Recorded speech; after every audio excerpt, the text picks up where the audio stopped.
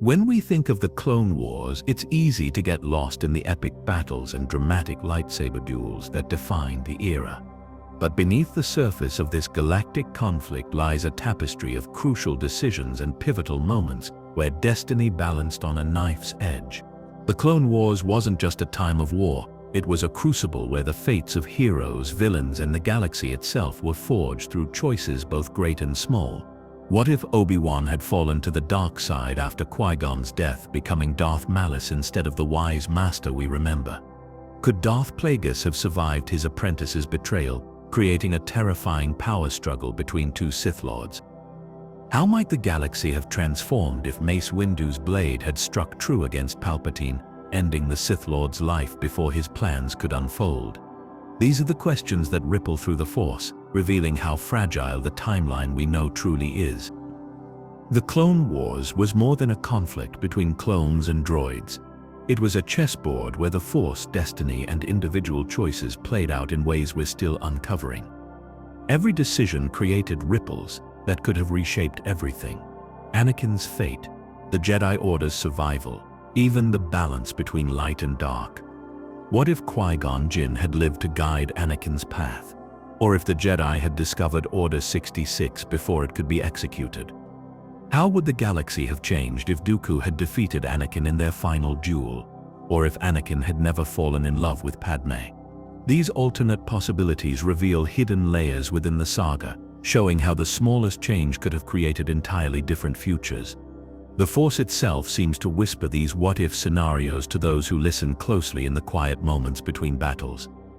This isn't just a retelling of familiar events. It's an exploration of the hidden forces and turning points that shaped one of the most compelling eras in Star Wars history. Every what-if scenario deepens our understanding of the original story. The enduring themes of hope, redemption, and balance echo through all these timelines, showing how these universal forces persist regardless of the path taken. So grab your lightsaber or maybe just a cozy blanket, and let's journey through these alternate realities together. The first theory we explore suggests that Yoda foresaw Ahsoka Tano's departure from the Jedi Order as a necessary path to spare her from the coming darkness. His silence during her trial was not indifference, but a deliberate act to guide her toward survival beyond the Order's doomed fate. This perspective positions Yoda as a silent architect of Ahsoka's freedom, making painful choices to preserve a light the galaxy would later need. In the Jedi Temple's meditation gardens, Yoda's eyes snapped open. The scent of damp soil and blooming orchids filled the silent chamber. A tremor of sorrow passed through the ancient master's frame. His three-fingered hands tightened around his gnarled walking stick. The Force currents around Ahsoka shimmered with fractured light. He saw her walking away from the Order, her path diverging sharply from Anakin's. Rain began to patter against the temple windows. It mirrored the turmoil within his spirit. Each droplet struck transparent steel like a tiny drum. The storm outside reflected the storm in his heart. He knew what must come to pass. His whispered words to her would become a shield against the coming darkness. "Your path uncertain it is," he had told her. The phrase hung heavy in the air between them. The weight of centuries pressed upon his small shoulders. He foresaw the Jedi Order's fall. He foresaw Anakin's descent into shadow. Ahsoka's departure was a necessary fracture, a crack that would let light survive. The rain intensified beyond the walls. Lightning illuminated his wrinkled face. For a moment he looked impossibly old. From beyond time, the Force itself seemed to hold its breath around Yoda. The threads of fate converged in his meditation chamber. One thread glowed with Ahsoka's potential, another frayed with Anakin's impending fall. The Jedi Council moved like sleepwalkers toward their doom, unaware that Yoda carried the burden of their future. A future he could not change, only guide, only nudge toward less tragic outcomes. He rose slowly from his meditation mat, his gait heavier than usual. The orchids seemed to bow their heads. Even the plants sensed the gravity of his vision. He touched the cool, transparent steel, feeling the vibration of the storm outside. The storm within the galaxy. The storm within Anakin's soul. Ahsoka's innocence had been proven, but her faith in the Order was broken. Yoda understood this was necessary, a painful pruning for future growth. The rain began to subside slowly, leaving only the sound of dripping water, like the lingering echoes of a decision made, a decision that would echo through time. He turned back toward the temple's heart, where other Jedi moved in oblivious routine. They could not see what he had seen, could not feel the fractures spreading. The scent of rain-soaked earth followed him, a reminder of life cycles, of endings that precede new beginnings. His footsteps echoed softly in the corridor. The cost of his foresight was solitude, the burden of knowledge no other shared. He would watch his Order crumble, watch his greatest student fall, all to preserve a fragile hope. A hope embodied in one departing to Gruta. The last droplets of rain slid down the window. Memories of Ahsoka flooded his mind. A bright spirit when first she arrived. Her fierce loyalty to Anakin. Her growing disillusionment with the Council. Each memory a thread in the tapestry he wove. A tapestry only he could see clearly. The Force showed him her future paths. Walking roads no Jedi could travel.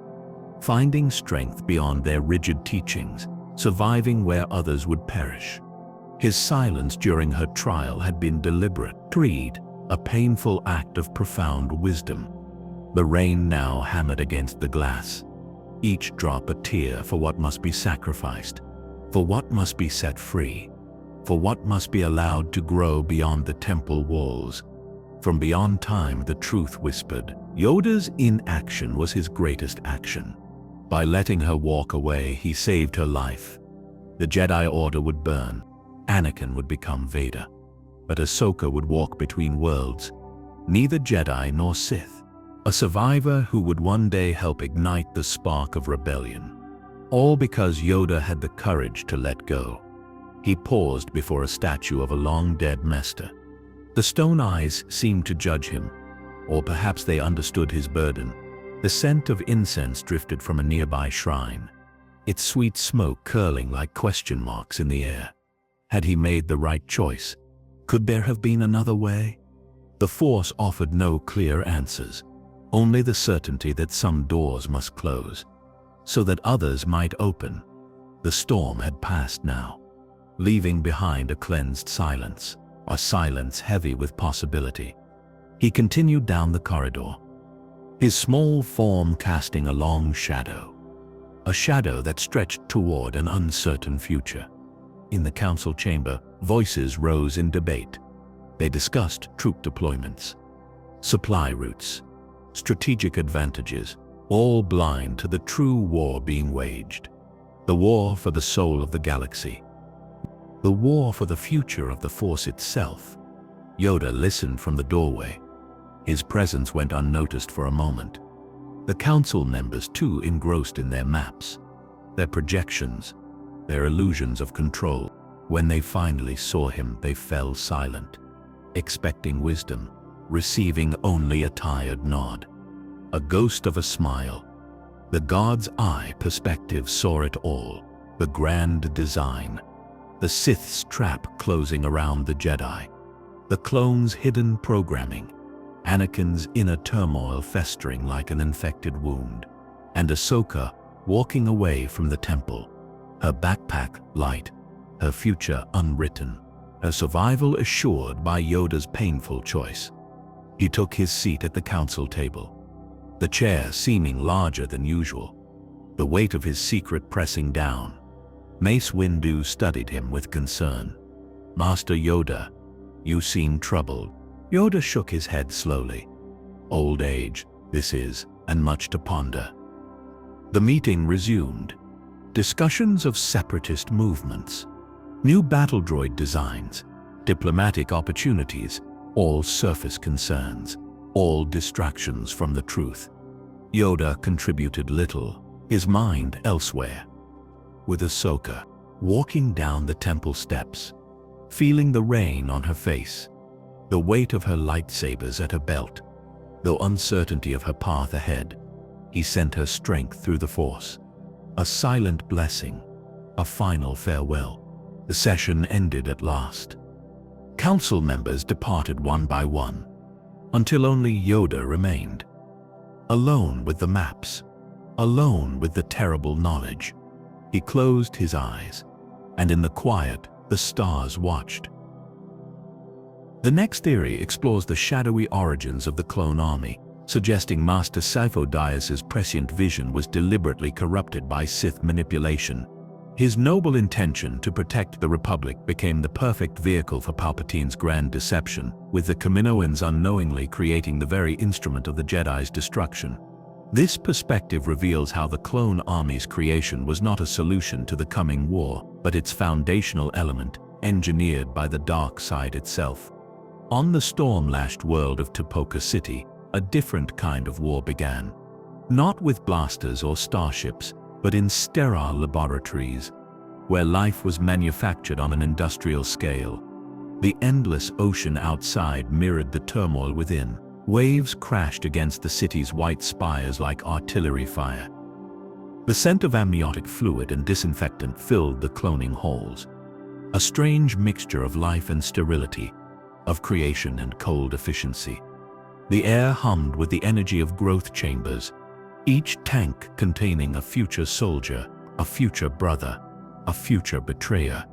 The Kaminoans moved with clinical precision through their domain. Kaminoan scientists moved like ghosts through endless corridors of tanks. Their elongated forms reflected in the transparisteel, graceful and alien against the artificial backdrop. Their white uniforms seemed to glow in the ambient light, as they monitored the growing army with detached interest, checking readouts, adjusting nutrients, ensuring perfection in each developing clone. Lama Su's serene mask hid a galaxy of calculations. The Prime Minister moved through his facility with quiet authority, his large eyes taking in every detail, every potential profit margin, every strategic advantage. The army grows ahead of schedule, he noted to his aide, his voice calm and measured, betraying none of the political implications. From a God's eye view, the truth was terrifyingly clear. Sifo-Dyas's vision had been twisted by a shadow he never saw. The Jedi Master had foreseen the coming war, had sought to prepare the Republic. But Palpatine had sensed this prescience, had maneuvered to control it, to corrupt it, to turn it against its creator. The template Jango Fett stared at his own reflections with cold eyes. His presence in Tipoca City was no accident, no random choice by the Kaminoans. He had been selected with purpose, chosen for his skills, his independence, his lack of allegiance to any cause but credits. The perfect vessel for the Sith's plan. His helmet rested on a nearby console, a T-shaped visor that would become iconic, feared across the galaxy. But behind that mask lay a man of contradictions, a father creating an army of sons, who would never know him, who would follow orders without question, until the day they wouldn't. The cloning process was a marvel of technology, and a horror of ethics. Each clone developed at accelerated rates, flash training in combat, tactics, loyalty, their minds shaped by the Kaminoan, but their true programming lay deeper. Every clone carried the seeds of their own betrayal, hidden within their genetic structure, embedded in their neural pathways.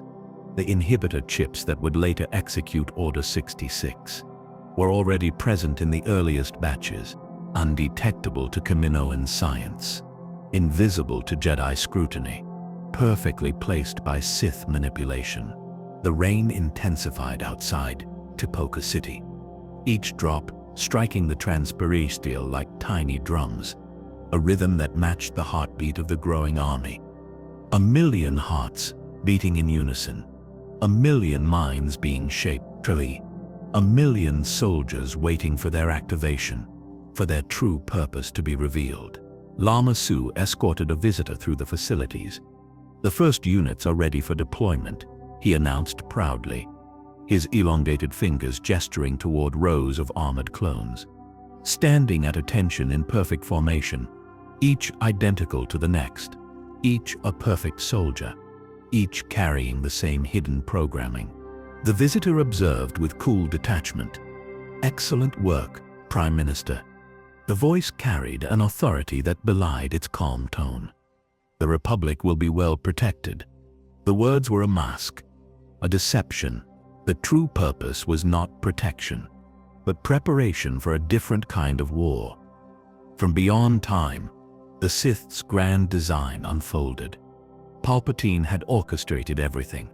Sifo-Dyas's death, the erasure of Kamino from Jedi archives, the selection of Jango Fett, the secret commissioning of the army, all pieces in a game only he understood. A game that would end with the Jedi's destruction, the clones trained relentlessly, their movements synchronized, their responses identical, their loyalty absolute, or so it appeared. Beneath the surface, the programming lay dormant, waiting for the activation signal, waiting for the day they would turn on their commanders. Jango watched his clones train, a strange mix of pride and detachment. They were him, yet not him, carrying his skills, his face, his DNA, but lacking his independence, his ability to question, plead. His young son, Boba, stood beside him, watching the endless rows of identical soldiers, the only unaltered clone, the only one who would truly inherit his legacy. "They're good soldiers," Jango murmured, his voice carrying a note of satisfaction, unaware of the true purpose they would serve. The Kaminoans continued their work, unconcerned with galactic politics, focused only on their contract, on the perfection of their product, on the credits it would bring. They were artists in their way, masters of genetic engineering, creating life on an unprecedented scale. The storm outside reached its peak. Lightning illuminated the cloning facilities, casting long shadows across the rows of tanks. Shadows that seemed to move independently, that seemed to whisper secrets, of betrayals yet to come, of battles yet to be fought, of a republic yet to fall. Lama Su retired to his office, reviewing reports on the army's progress, satisfied with his facility's efficiency, unaware that he was building the instrument of galactic tyranny, that his clients had deceived him completely, that the army he created would destroy the very republic it was meant to protect. The irony was lost on him. The first batches of clones were shipped out, boarding transport ships with mechanical precision, their armor gleaming under artificial lights, their faces identical, their purpose unknown even to them. They believed they were soldiers of the Republic, protectors of peace, instruments of justice. From a god's eye view, the tragedy was heartbreaking. These clones were victims too, created to serve, programmed to obey, designed to betray. Their free will was an illusion, their loyalty a switch to be flipped, their fate sealed before their first breath. The transport ships lifted off from Kamino, carrying their precious cargo toward an uncertain future, toward a war that would consume the galaxy, toward a betrayal that would consume the galaxy, toward a betrayal that would destroy the Jedi. The storm began to clear outside Tipoca City, revealing stars that had watched this dark beginning, stars that would witness the terrible end, for their true master had planned their fate before their first breath. Palpatine's grand design was already in motion. The clone army was his masterpiece, his perfect weapon, his key to absolute power, and as the ships vanished into hyperspace, the final pieces of his plan were falling into place, and in the quiet, the stars watched, waiting. The next theory examines the profound question of free will among the clone troopers, suggesting that despite their engineered origins and programming, each clone possessed an innate capacity for choice. This perspective posits that the inhibitor chips represented not just a physical control mechanism, but a barrier between the clones' conditioned obedience and their emergent individuality. Five's discovery would become the pivotal moment when this inherent freedom began to surface, challenging the very foundation of their existence as soldiers. In the barracks of the Resolute, a trooper polished his helmet slowly, his movements methodical, almost reverent. The polished armor reflected his own face back at him, a face shared by a million brothers, yet somehow uniquely his own. The scent of blaster oil and stale rations hung in the air, a familiar comfort to the clone soldiers. The metallic tang of maintenance mixed with processed nutrients, creating an atmosphere that was both home and prison. Rain streaked to the viewport like tears on transparent steel, each drop tracing a path down the transparent steel, mirroring the internal struggle within the barracks. The silent question of identity behind each helmet. Fives spelt a spark of defiance ignite behind his eyes, a tiny flame of resistance in a sea of compliance. It had begun as a whisper, a doubt about Toop's sudden breakdown, about the official explanation of a virus, about the chip found in Toop's brain. Now that doubt had grown into certainty, into dangerous knowledge. The inhibitor chip pulsed like a dark star in his mind, not literally, but in his understanding, a malevolent presence hidden within every clone, waiting for activation, waiting for the order that would turn brother against brother, that would transform protectors into assassins. The realization chilled him to his core, yet also ignited something else. Their programming was a cage, but their souls were not. This truth echoed through Five's consciousness. Each decision he made, however small, proved it. Each question he asked, each rule he bent. These were acts of free will, evidence that the clones were more than their design, more than organic droids, more than weapons in someone else's war. From a God's eye view, the Force itself recognized this truth. The clones were not mere copies. They were individuals with unique spirits, each with a connection to the living energy of the galaxy. The Ni inhibitor chips were an abomination, a violation of natural law, a dark attempt to suppress the light within each soul. But the light could not be fully extinguished. Fives continued polishing his helmet, the rhythmic motion calming his racing thoughts. Around him, other clones moved through their routines, some cleaning weapons, others reviewing mission briefings, all performing their duties with practiced efficiency. Yet Fives now saw what he had never noticed before, the subtle differences in each brother, the way Rex held himself with quiet authority, the humor that occasionally flickered in Jesse's eyes, the thoughtful hesitation before Echo acted.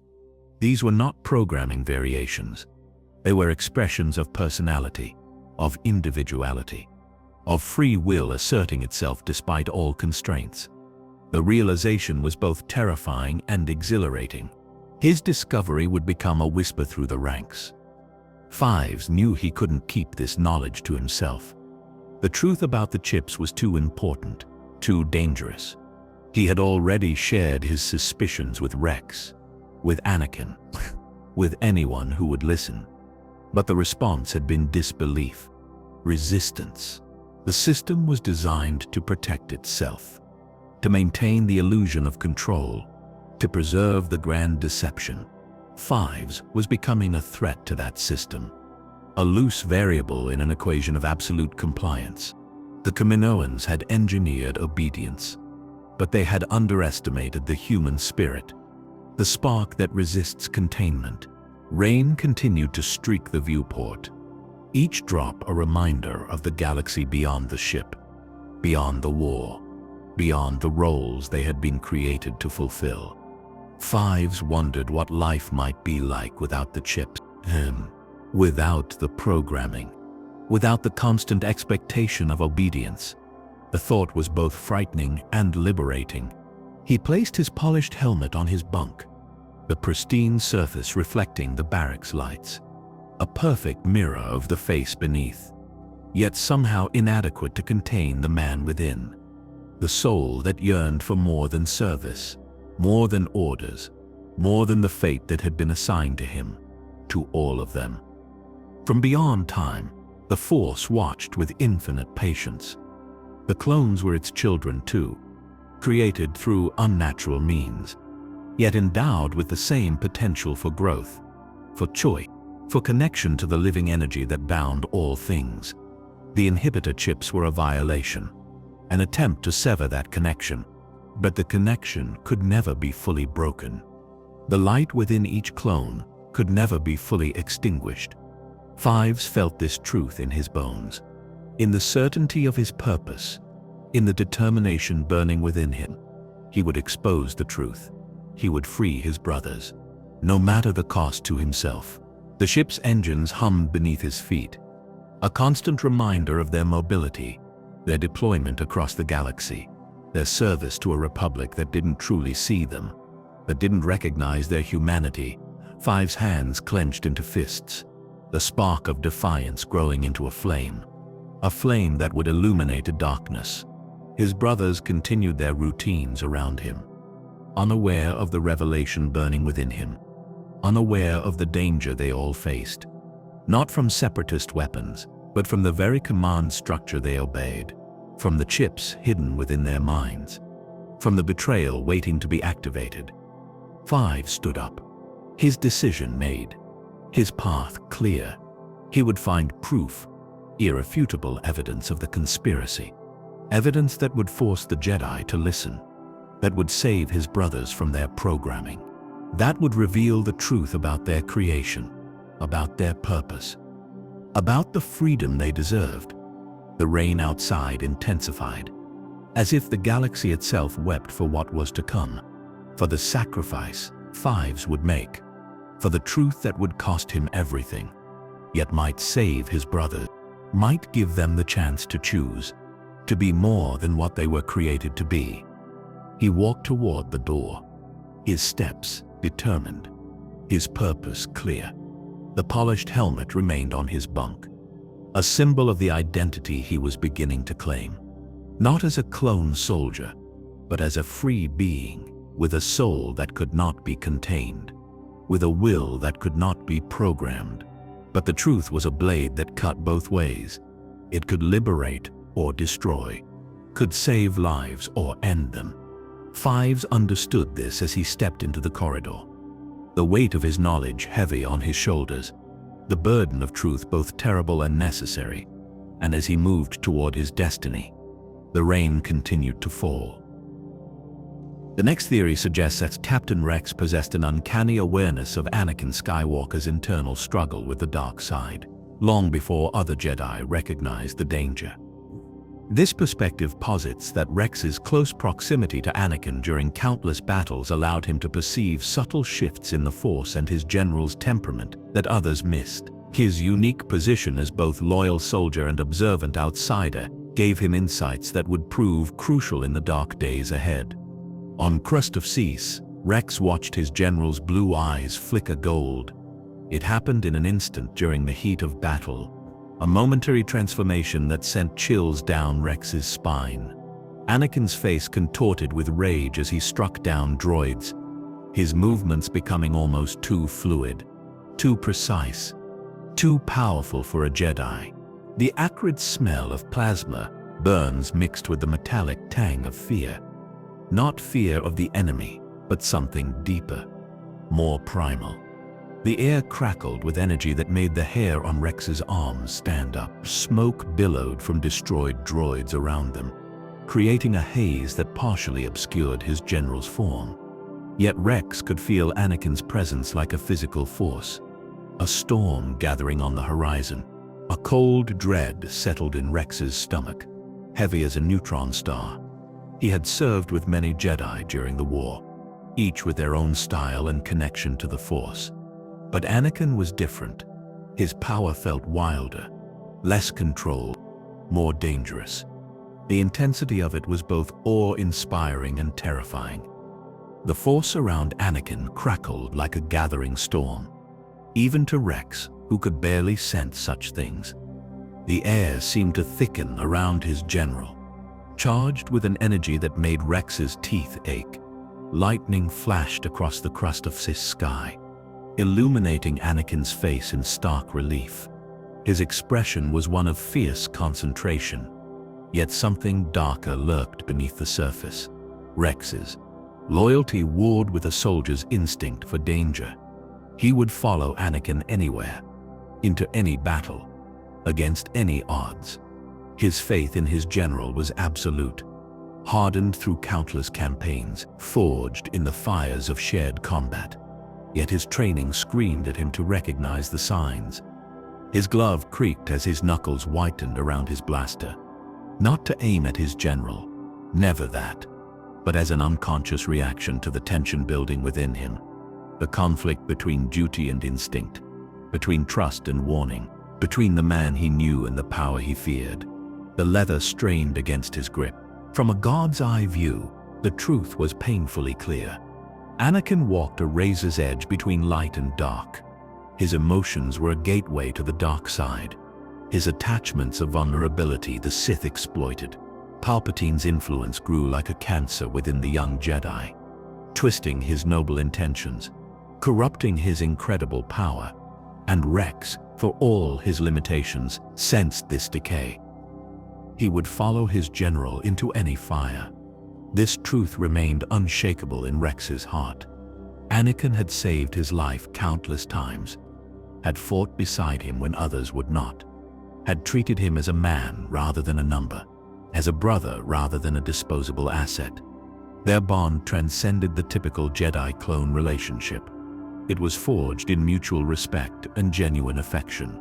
The battle on Sith raged around them. Droids advanced in relentless waves. Blaster fire crisscrossed the crystalline landscape. Yet Rex's attention remained fixed on his general, on the way Anakin moved through the chaos, like a predator rather than a protector. There was a ferocity to his actions that unsettled Rex, a joy in combat that bordered on obsession. Rain began to fall on Sith, mixing with the smoke and dust of battle, creating a muddy sludge underfoot. The droplets sizzled against overheated blaster barrels, steam rising like ghosts from the battlefield. Anakin seemed to draw energy from the storm, his movements becoming even more aggressive, more relentless, more dangerous. Rex had noticed other moments too, small instances that accumulated like evidence. The way Anakin's jaw tightened when the Council contradicted him, the flash of anger in his eyes when reminded of Jedi restrictions, the intensity of his focus when discussing Padme, the possessiveness that bordered on obsession, the fear of loss that drove him to extremes, all warning signs Rex had catalogued silently. His training as a soldier had taught him to observe, to recognize patterns, to anticipate threats. These skills served him well in combat.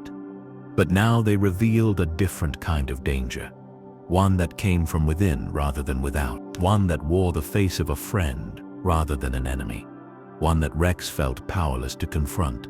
The 501st fought with renewed vigor. Inspired by their general's relentless assault, they pushed the separatist forces back step by step, gaining ground through sheer determination.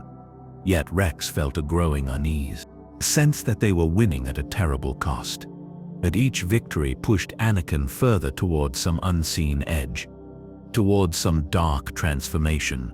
From beyond time, the Force watched Anakin struggle, the chosen one trapped by his own nature, by his fear of loss, by his love for Padme, by his resentment of Jedi restrictions, by his ambition to end the war, by his desire for power to protect those he loved. All these threads wove a tapestry of potential darkness. Rex moved to cover his general's flank, his blaster firing with practiced precision, each shot finding its mark, each movement economical and efficient. The opposite of Anakin's wild, powerful style, yet they complemented each other perfectly. Light and shadow, control and chaos. The battle reached its climax. Separatist forces in full retreat. The Republic victorious on Sith once more. Anakin stood amidst the wreckage, his chest heaving with exertion, his lightsaber still ignited, casting a blue glow across his face. For a moment Rex saw something in his eyes. a flicker of satisfaction that went beyond victory, a hint of pleasure in the destruction, a whisper of darkness in the force around him. Then it was gone, replaced by the familiar warmth Rex knew, the concern for his the relief that the battle was won. The Jedi Rex had pledged his life to follow. The rain began to subside, leaving behind a glistening landscape, crystal formations reflecting the fading light, the acrid smell of battle slowly dissipating, replaced by the clean scent of rain-washed air. Rex holstered his blaster, the leather of his glove still creaking from his earlier grip, a reminder of the tension within him. He approached his general slowly. "Good work out there, sir." The words felt inadequate, insufficient to express his complex feelings. Anakin clapped him on the shoulder, his touch warm and familiar. "Couldn't have done it without you, Rex." The sincerity in his voice was unmistakable. The darkness momentarily banished. Yet Rex knew it would return. The next time they faced battle, the next time Anakin felt threatened, the next time his emotions overwhelmed his control, the pattern was established. The warning signs clear, the danger real and growing. And Rex would be there to witness it all. He would follow his general into any fire, into any battle, against any enemy. This truth remained unchanged. His loyalty was absolute, his devotion complete, his trust unshakable. But he wondered if he could follow him into the dark. The next theory proposes that Count Dooku's allegiance to the Sith was never absolute, but rather a calculated strategy to destroy the Order from within. This perspective suggests the former Jedi Master sought to manipulate both sides of the Clone Wars, playing a long game to eliminate both the Jedi and his Sith Master. His elegant exterior concealed a revolutionary agenda that would have reshaped the galaxy's power structure had he succeeded in his dangerous gambit. In Sereno's obsidian palace, Dooku traced a Sith holocron. His long fingers moved reverently over the ancient artifact.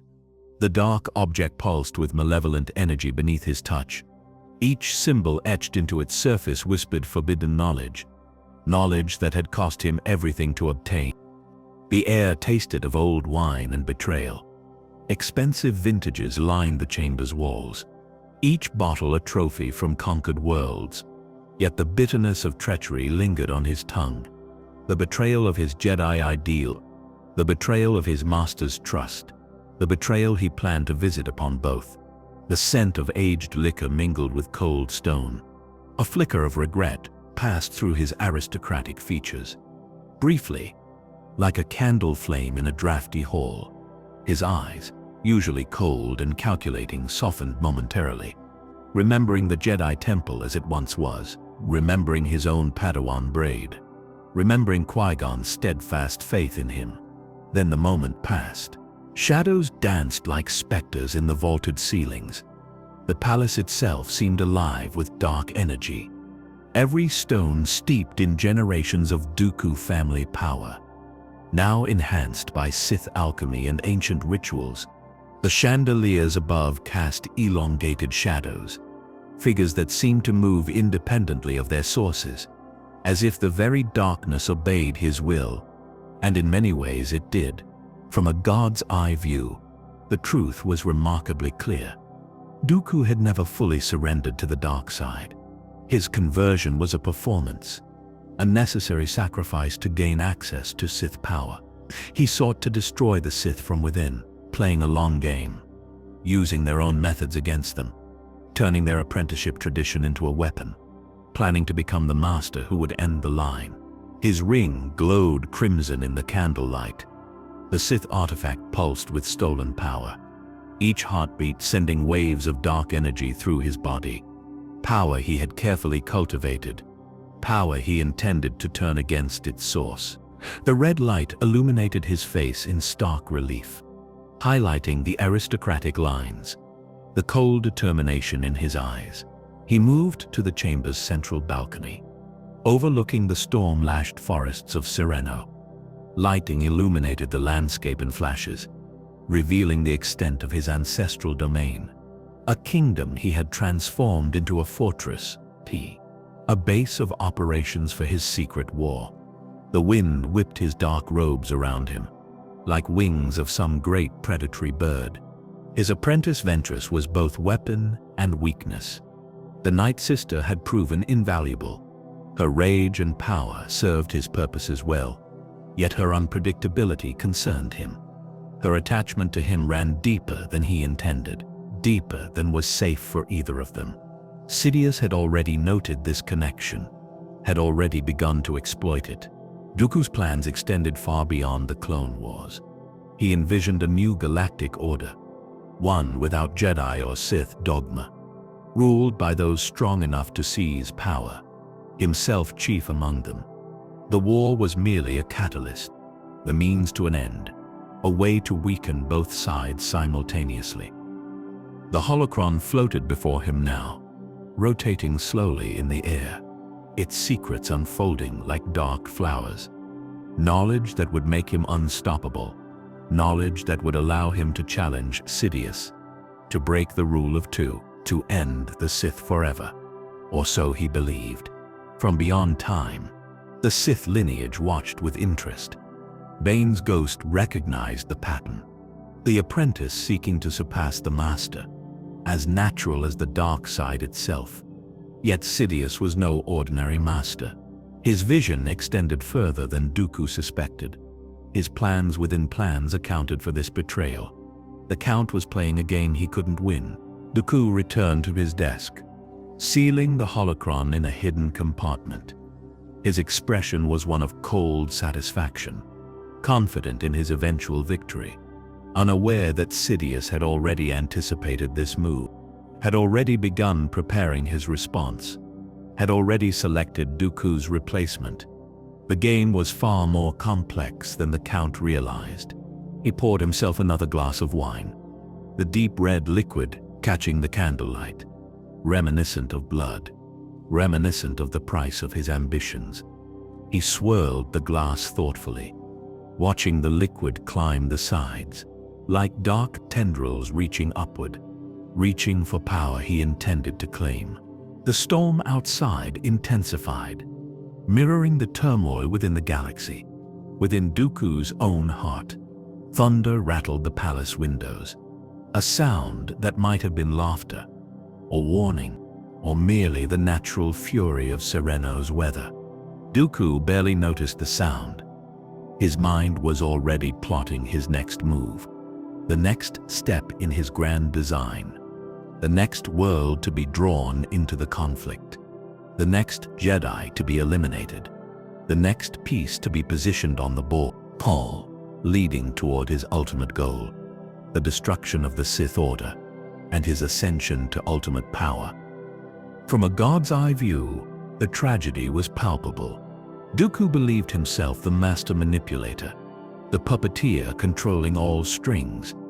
Yet he was merely another piece on Sidious's board. His rebellion anticipated, his ambitions calculated, his fate already sealed. The Sith Lord had played this game before. The wine tasted bitter on Dooku's tongue. Though he showed no reaction, his training as both Jedi and Sith serving him well, allowing no emotion to betray his thoughts, no flicker of doubt to show in his eyes, the perfect mask of control, the perfect disguise for his revolutionary intentions, the perfect deception for his master. He set the glass down with deliberate care, the crystal making no sound against the polished wood, a testament to his precision, to his control, to his unwavering commitment to his cause, a commitment that would ultimately cost him everything, that would end not with victory, but with betrayal and death. The candles in the chamber flickered suddenly, as if responding to an unseen presence. Dooku's eyes narrowed slightly, sensing a disturbance in the Force, a ripple of dark power he hadn't summoned, a reminder that he was not alone, not even in his own sanctuary. Sidious was always watching. But Sidious had anticipated his student's treachery, had foreseen this moment of rebellion, had prepared accordingly. The game was far larger than Dooku imagined, the stakes higher than he comprehended. His brilliant strategy was merely one move, in a match already decided, and as the candle steadied, Dooku returned to his plans, unaware that his fate was already sealed. The next theory explores General Krell's brutal campaign on Umbara as a deliberate experiment rather than mere cruelty, suggesting he served a shadowy patron interested in testing the clones' psychological limits and potential for disobedience. This perspective posits that Krell's apparent fall to the dark side was actually a calculated performance, designed to gather valuable data on clone trooper resilience and loyalty under extreme duress. His actions, while horrific, served a purpose beyond his own ambitions, contributing to a larger agenda that would shape the future of the galaxy's military forces. On Umbara, the jungle canopy swallowed the light, creating a perpetual twilight beneath the thick foliage.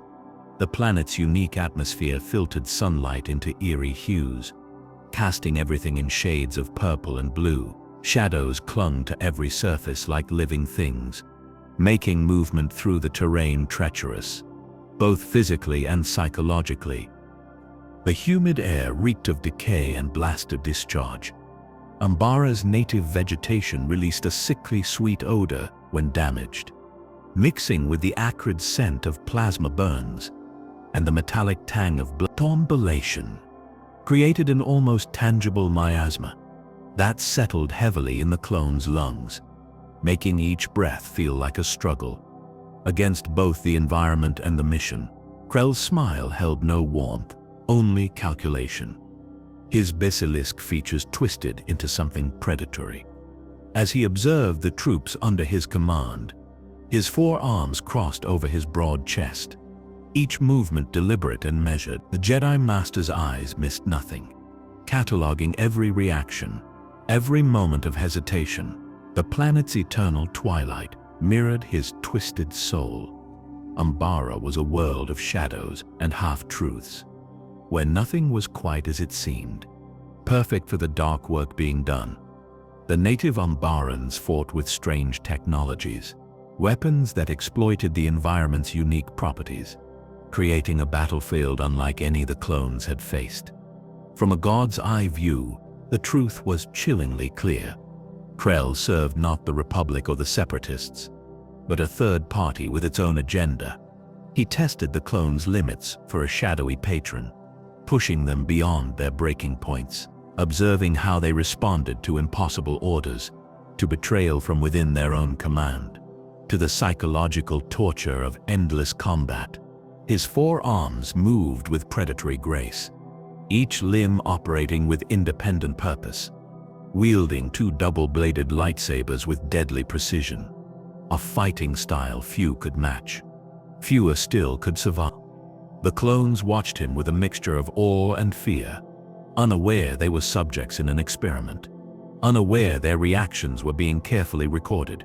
The 501 First had been deployed under Rex's command, only to be placed under Krell's authority upon arrival. The transition had been jarring.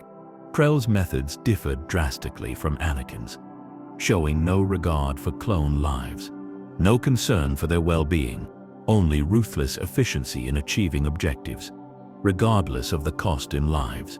Rex had tried to voice concerns, to question orders that seemed suicidal, to suggest alternative strategies. Each attempt had been dismissed, sometimes with contempt, sometimes with contempt, sometimes with thinly veiled threats. The tension between them grew palpable, affecting the entire battalion. His fall was not an end, but a data point. When the clones finally turned against him, when they discovered his betrayal, when they fought to stop his rampage, each moment was carefully observed, each reaction noted and analyzed. The resistance of the 501 First, their refusal to follow unlawful orders. From beyond time, the experiment's purpose became clear.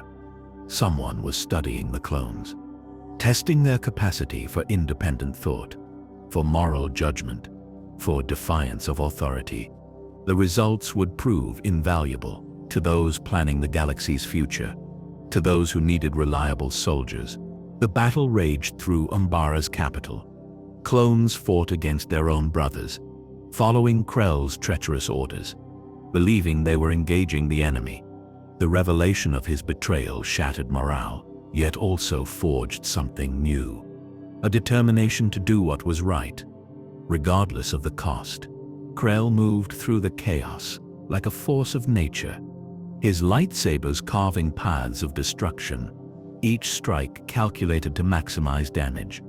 To test the clones' resolve, to push them to their absolute limit. He seemed almost disappointed when they fought back, when they refused to break completely, when they stood together against him.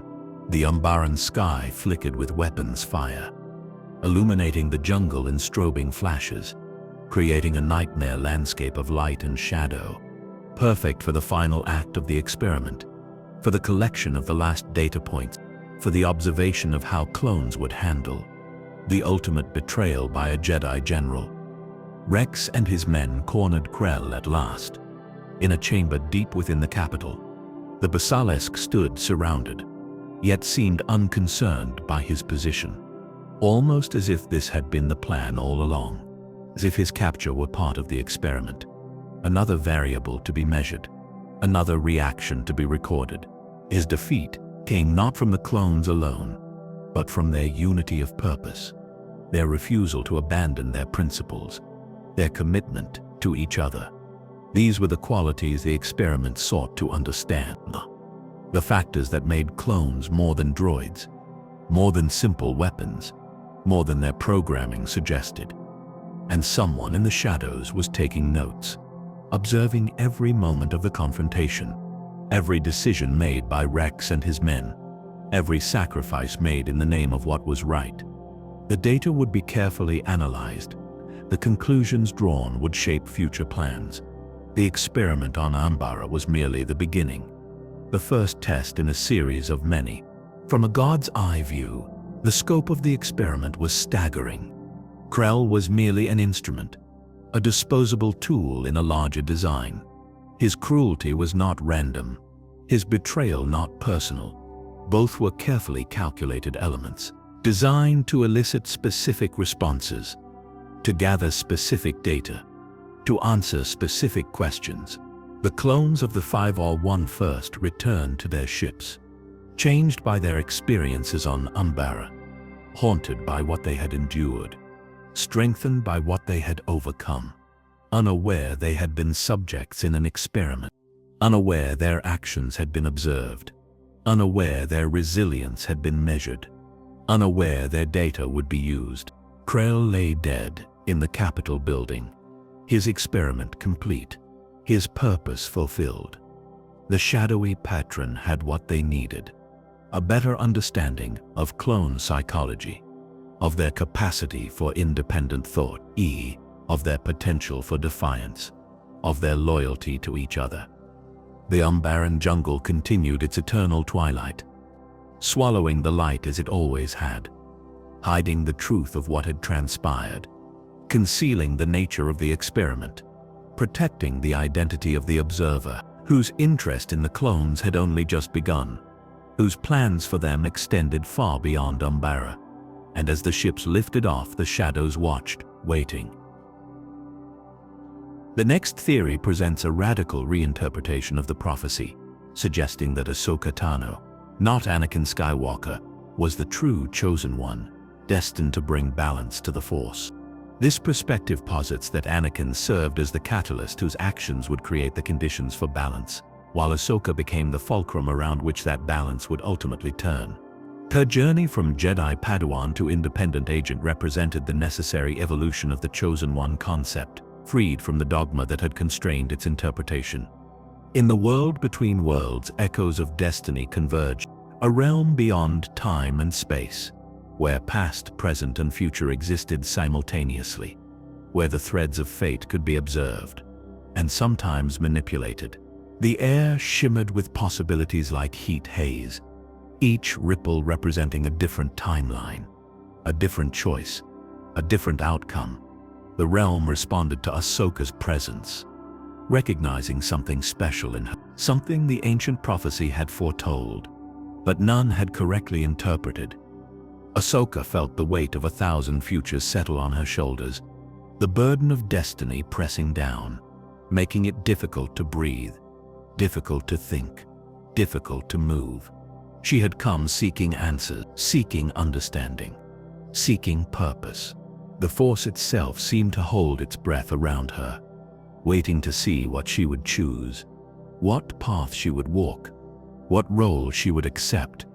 The realm responded to her emotions, shifting and changing with her thoughts, reflecting her inner turmoil, her uncertainty about her place in the galaxy.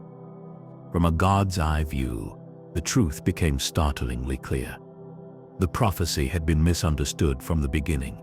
The Jedi had assumed the Chosen One would be their champion, their savior, their instrument of victory.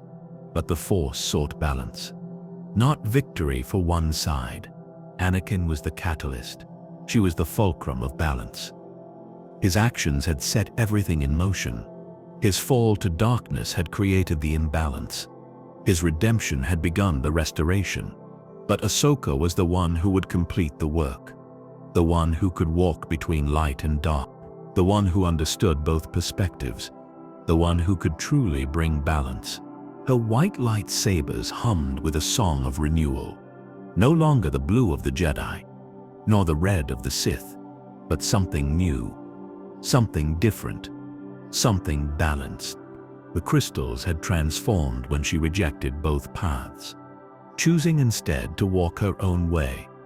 A world between worlds showed her glimpses of what could be, what had been, what might yet come to pass. She saw Anakin as a young Jedi, full of hope and promise. She saw him as Darth Vader, enveloped in darkness and despair. She saw his final moments, redeemed by his son's love, bringing balance to the Force through sacrifice. But the balance was incomplete, fragile, temporary. The galaxy still teetered on the edge, still needed someone to maintain what Anakin had begun, someone who understood both sides of the Force. Her exile was not an end, but a crucible. The Jedi Council's betrayal had freed her, forced her to find her own way, to define her own relationship with the Force, outside the constraints of Jedi dogma, beyond the temptations of Sith power. Her journey through the underworld had forged her, tempered her spirit like steel. From beyond time, the true nature of the prophecy revealed itself.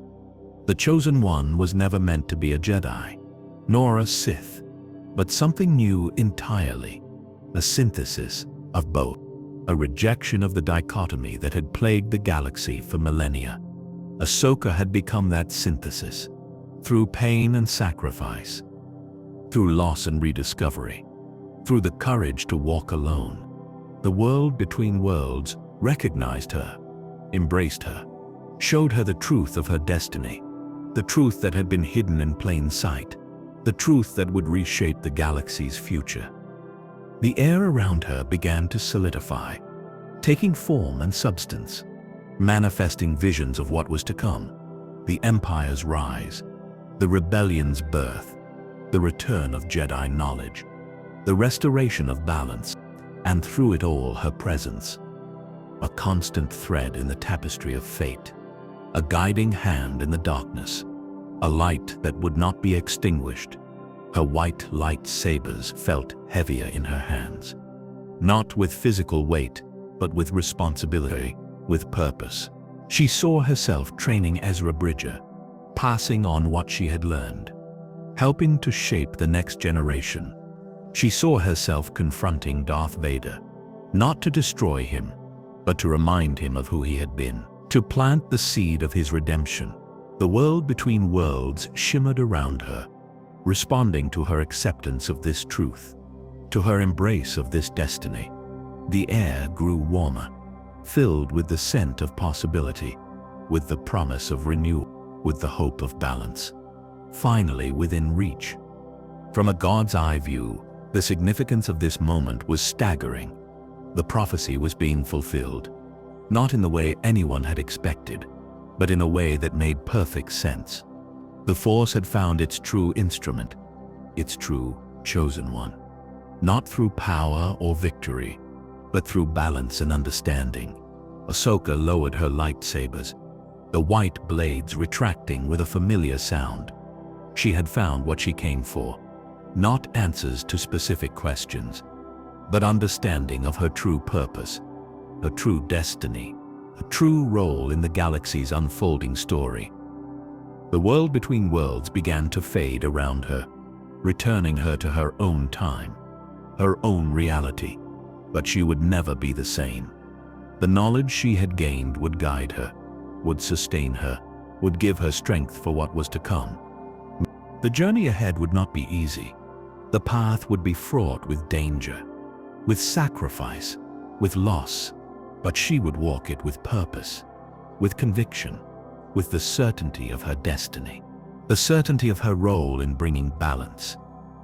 As the realm dissolved completely, leaving her standing once more in the physical world, a sense of peace settled over her, a calm in the midst of chaos, a balance within herself that would radiate outward, touching all those she encountered, helping to heal the galaxy's wounds.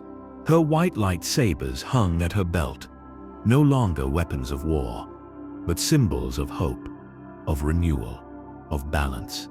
She touched them lightly, feeling their warmth, feeling their purpose.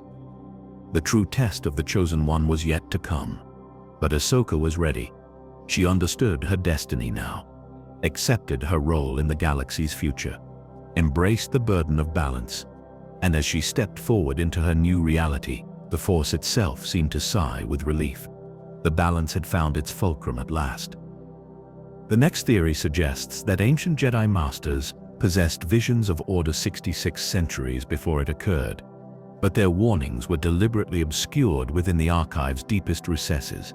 This perspective posits that the Jedi Order's own dogma and bureaucracy prevented these critical prophecies from reaching those who might have acted upon them. The tragedy lies not in the lack of foresight, but in the institutional blindness that buried dangerous truths beneath layers of acceptable doctrine. In the Jedi archives, a forbidden text whispered of betrayal. Its words faded with time, yet the warning remained clear, hidden among volumes of forgotten lore, concealed behind layers of security protocols, waiting for eyes that might understand. Dust motes danced in shafts of dying light, illuminating the ancient Trachan with ethereal glow, each particle a galaxy of forgotten knowledge, drifting through air unchanged for centuries. The archives breathed around them, a living repository of Jedi wisdom, and Jedi secrets, and Jedi blindness. Jocasta Nu's hands trembled over the brittle parchment. Her fingers traced the faded characters with reverence, with growing horror, with dawning understanding. The chief librarian had seen many texts, deciphered many prophecies, dismissed many warnings as metaphor, but this felt different. The holocron of prophecies pulsed with dark energy, its crystal surface shifting between light and shadow, responding to the text's proximity, as if recognizing a long-lost sibling. The ancient artifact had been silent for decades, its visions deemed too troubling, too dangerous, too contradictory to Jedi doctrine. From a God's eye view, the truth was devastatingly clear. Masters of old foresaw the clones' hidden command, had seen the betrayal woven into their creation, had witnessed the fall of their order in visions, but their warnings had been buried, dismissed as impossible, contradictory to the prophecy of the Chosen One, inconvenient to the Order's political position. The scent of ancient paper and fear filled the air. Lust and wisdom and terror mingled together, creating an atmosphere thick with foreboding. Jocasta Nu felt it settle in her chest, a cold weight of understanding, of responsibility, of terrible, terrible knowledge. Knowledge that could change everything. The text described armies turning on their commanders, soldiers created to serve, becoming instruments of destruction. A single command activating hidden programming. The phrase Order 66 appeared repeatedly, always in connection with betrayal, always with images of falling Jedi, always with the sense of inevitable darkness. The prophecy was specific. Their warnings were buried beneath dogma, by Jedi Masters who couldn't accept such betrayal, who couldn't believe their own foresight, who couldn't imagine the Republic turning against them. The texts had been reclassified, restricted to the deepest levels, forgotten by all but the most dedicated scholars, lost to the order that needed them most. From beyond time, the tragedy unfolded with cruel clarity. The Jedi had possessed the knowledge to prevent their doom, had held the keys to their own survival, but had locked them away out of fear, out of arrogance, out of an inability to accept uncomfortable truths. The archives had become a tomb, not just of knowledge but of hope. Jocasta Nu felt tears well in her eyes, for the masters who had tried to warn them, for the generations who had forgotten, for the order that would fall because of this blindness. She carefully folded the ancient parchment, her movements slow, deliberate, reverent. The holocron pulsed again, more urgently this time, as if sensing her decision, sensing the danger in this knowledge, sensing the need to act. Jocasta knew she should bring this to the council, should warn them of what she had found, should share this terrible truth. But would they believe her? The archives around her seemed to hold their breath, waiting to see what she would do. The dust motes suspended in their light shafts, the ancient texts silent on their shelves, the holocron watching with its crystalline eye, all bearing witness to this moment, this critical decision, this possible turning point. She remembered the security protocols, the restrictions on prophecy interpretation, the Council's dismissal of apocalyptic visions, their focus on the present war, their confidence in their own abilities, their trust in the clone army, their dismissal of anything that challenged their worldview, their institutional blindness. The scent of fear grew stronger around her, not just her own fear now, but the fear embedded in the text itself, the fear of the masters who had written it, the fear of the future they had seen, the fear that had caused them to hide it away, the fear that had doomed their descendants, the fear that now threatened to consume her. From a God's eye view, the irony was heartbreaking. The Jedi prided themselves on knowledge, on wisdom, on foresight. Yet when faced with knowledge they couldn't accept, with wisdom that challenged their beliefs, with foresight that predicted their fall, they had turned away, had buried the truth. Jocasta Nu made her decision. She would not bury this knowledge as others had. She would find a way to share it, to warn those who would listen, to perhaps change what was to come. The parchment felt heavy in her hand, not with physical weight, but with responsibility.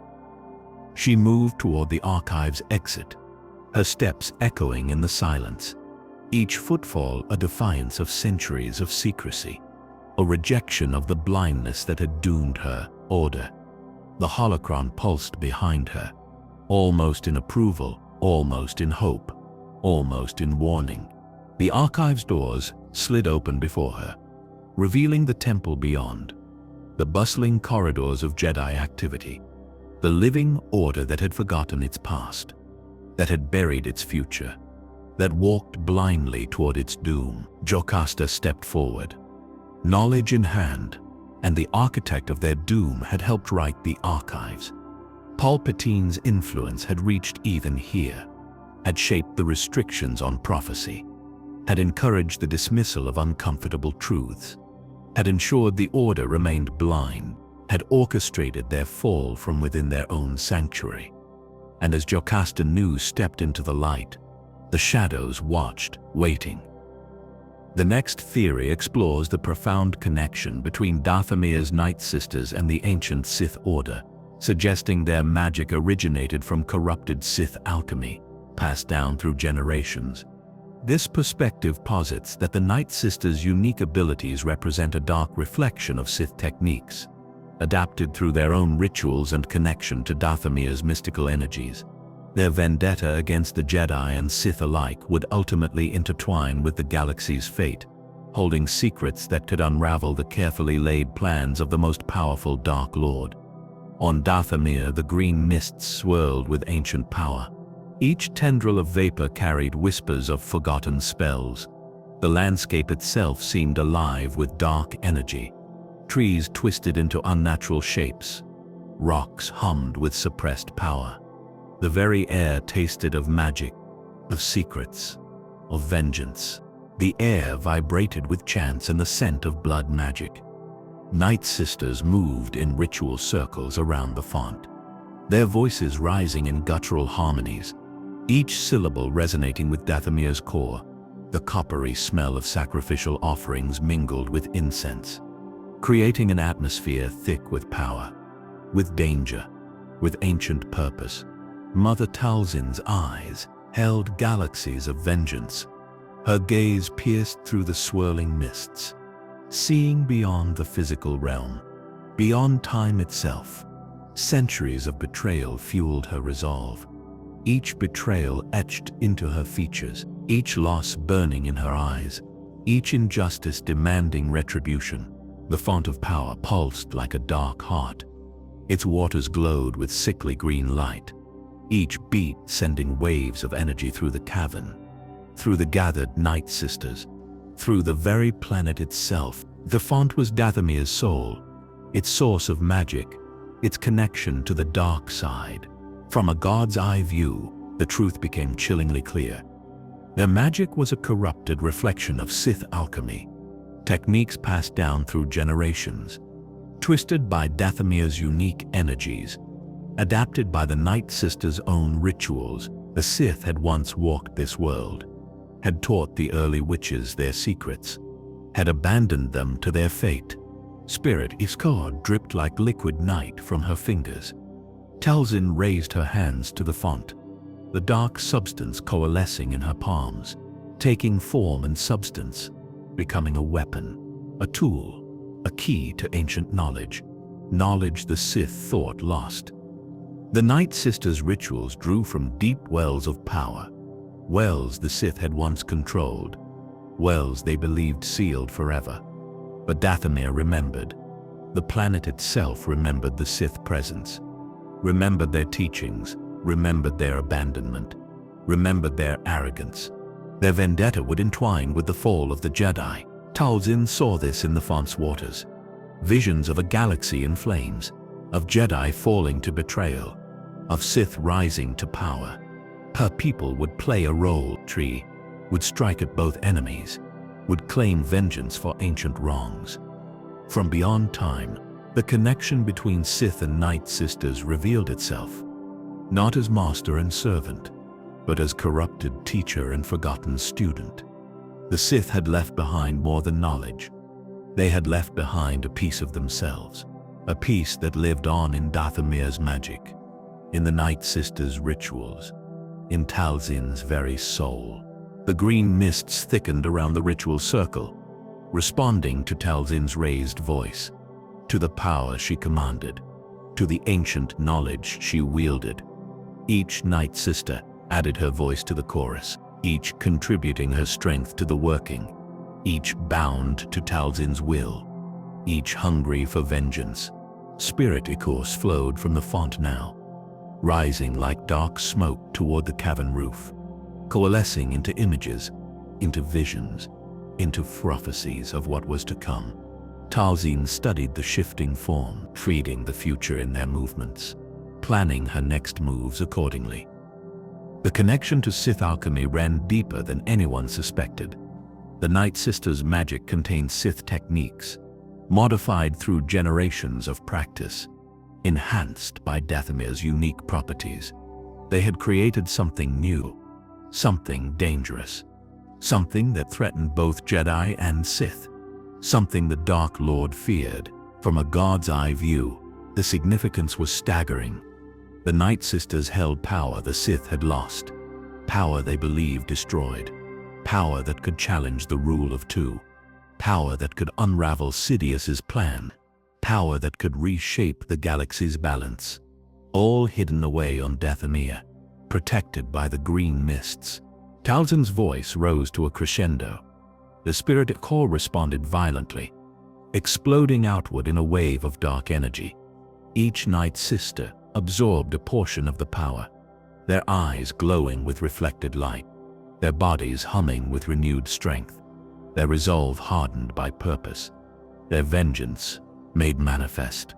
The ritual complete, the mists began to recede, slowly withdrawing into the Dathomir wilderness, leaving the cavern in shadow, leaving the Nightsisters changed, empowered, dangerous, ready for what was to come, ready to claim their vengeance. From beyond time, the Sith's ancient mistake became clear.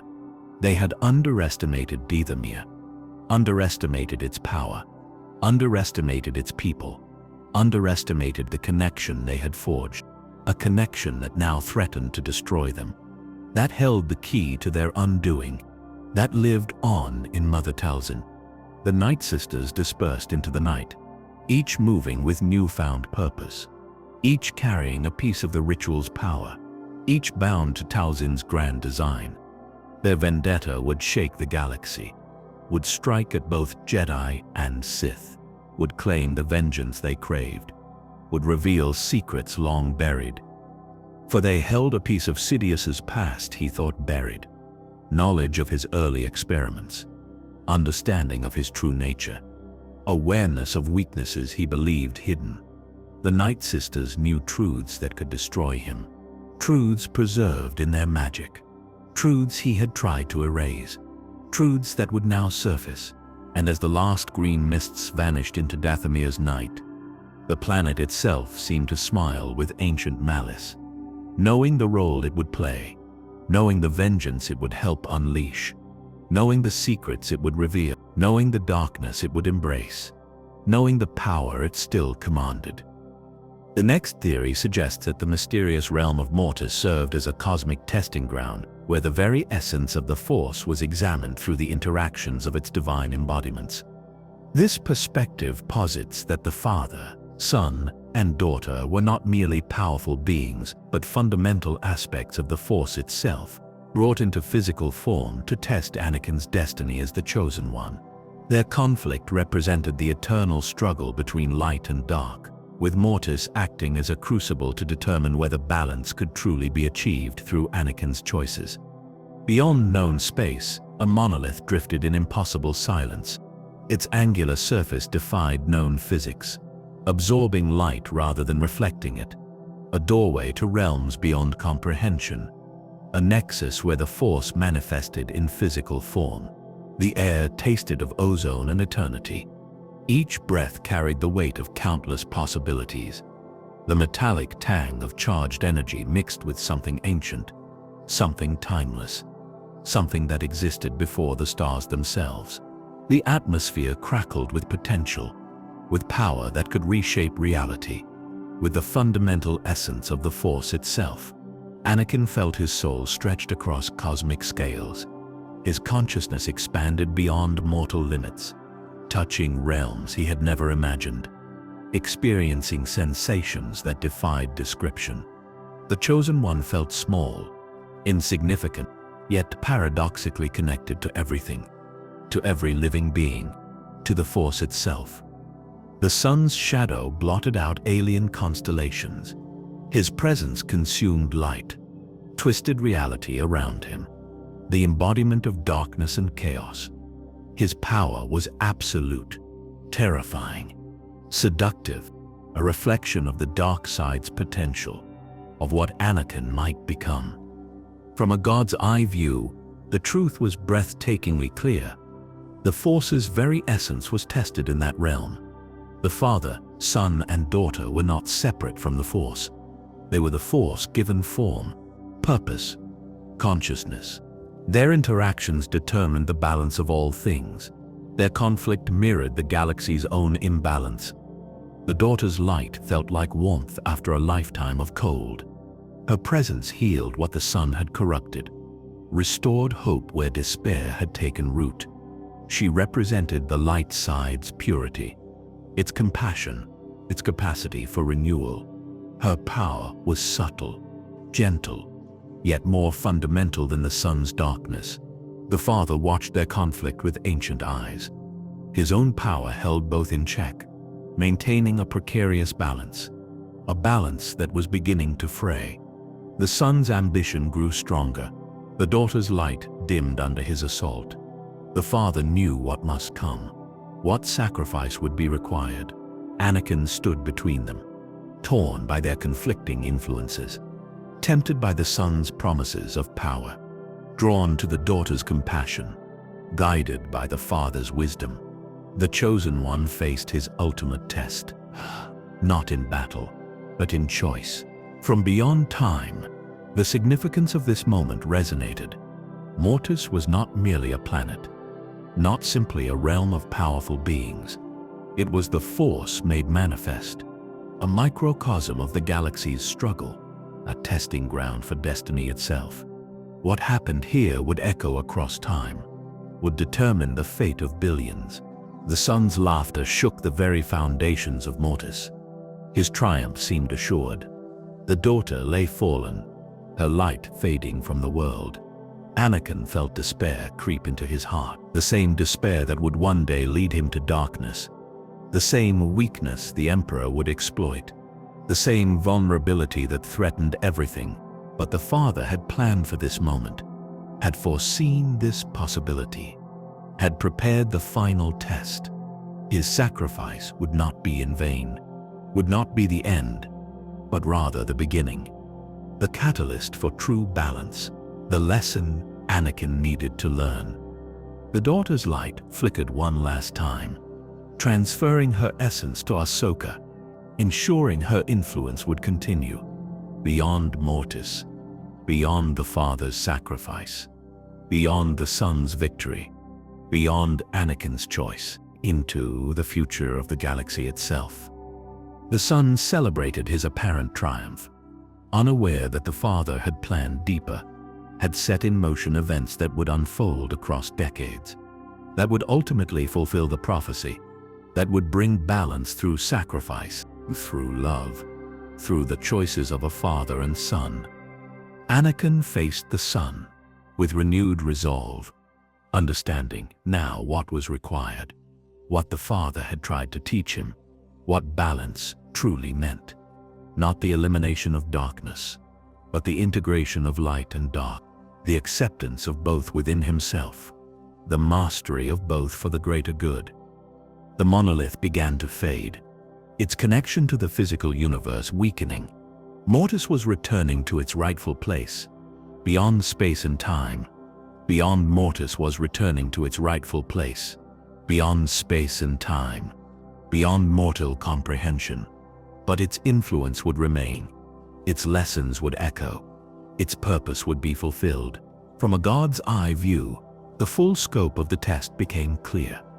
Mortis had shown Anakin his potential futures, his possible paths, his ultimate destiny. The chosen one had been tempered in this crucible, had been shown the price of failure, had been given the key to success. If only he could remember.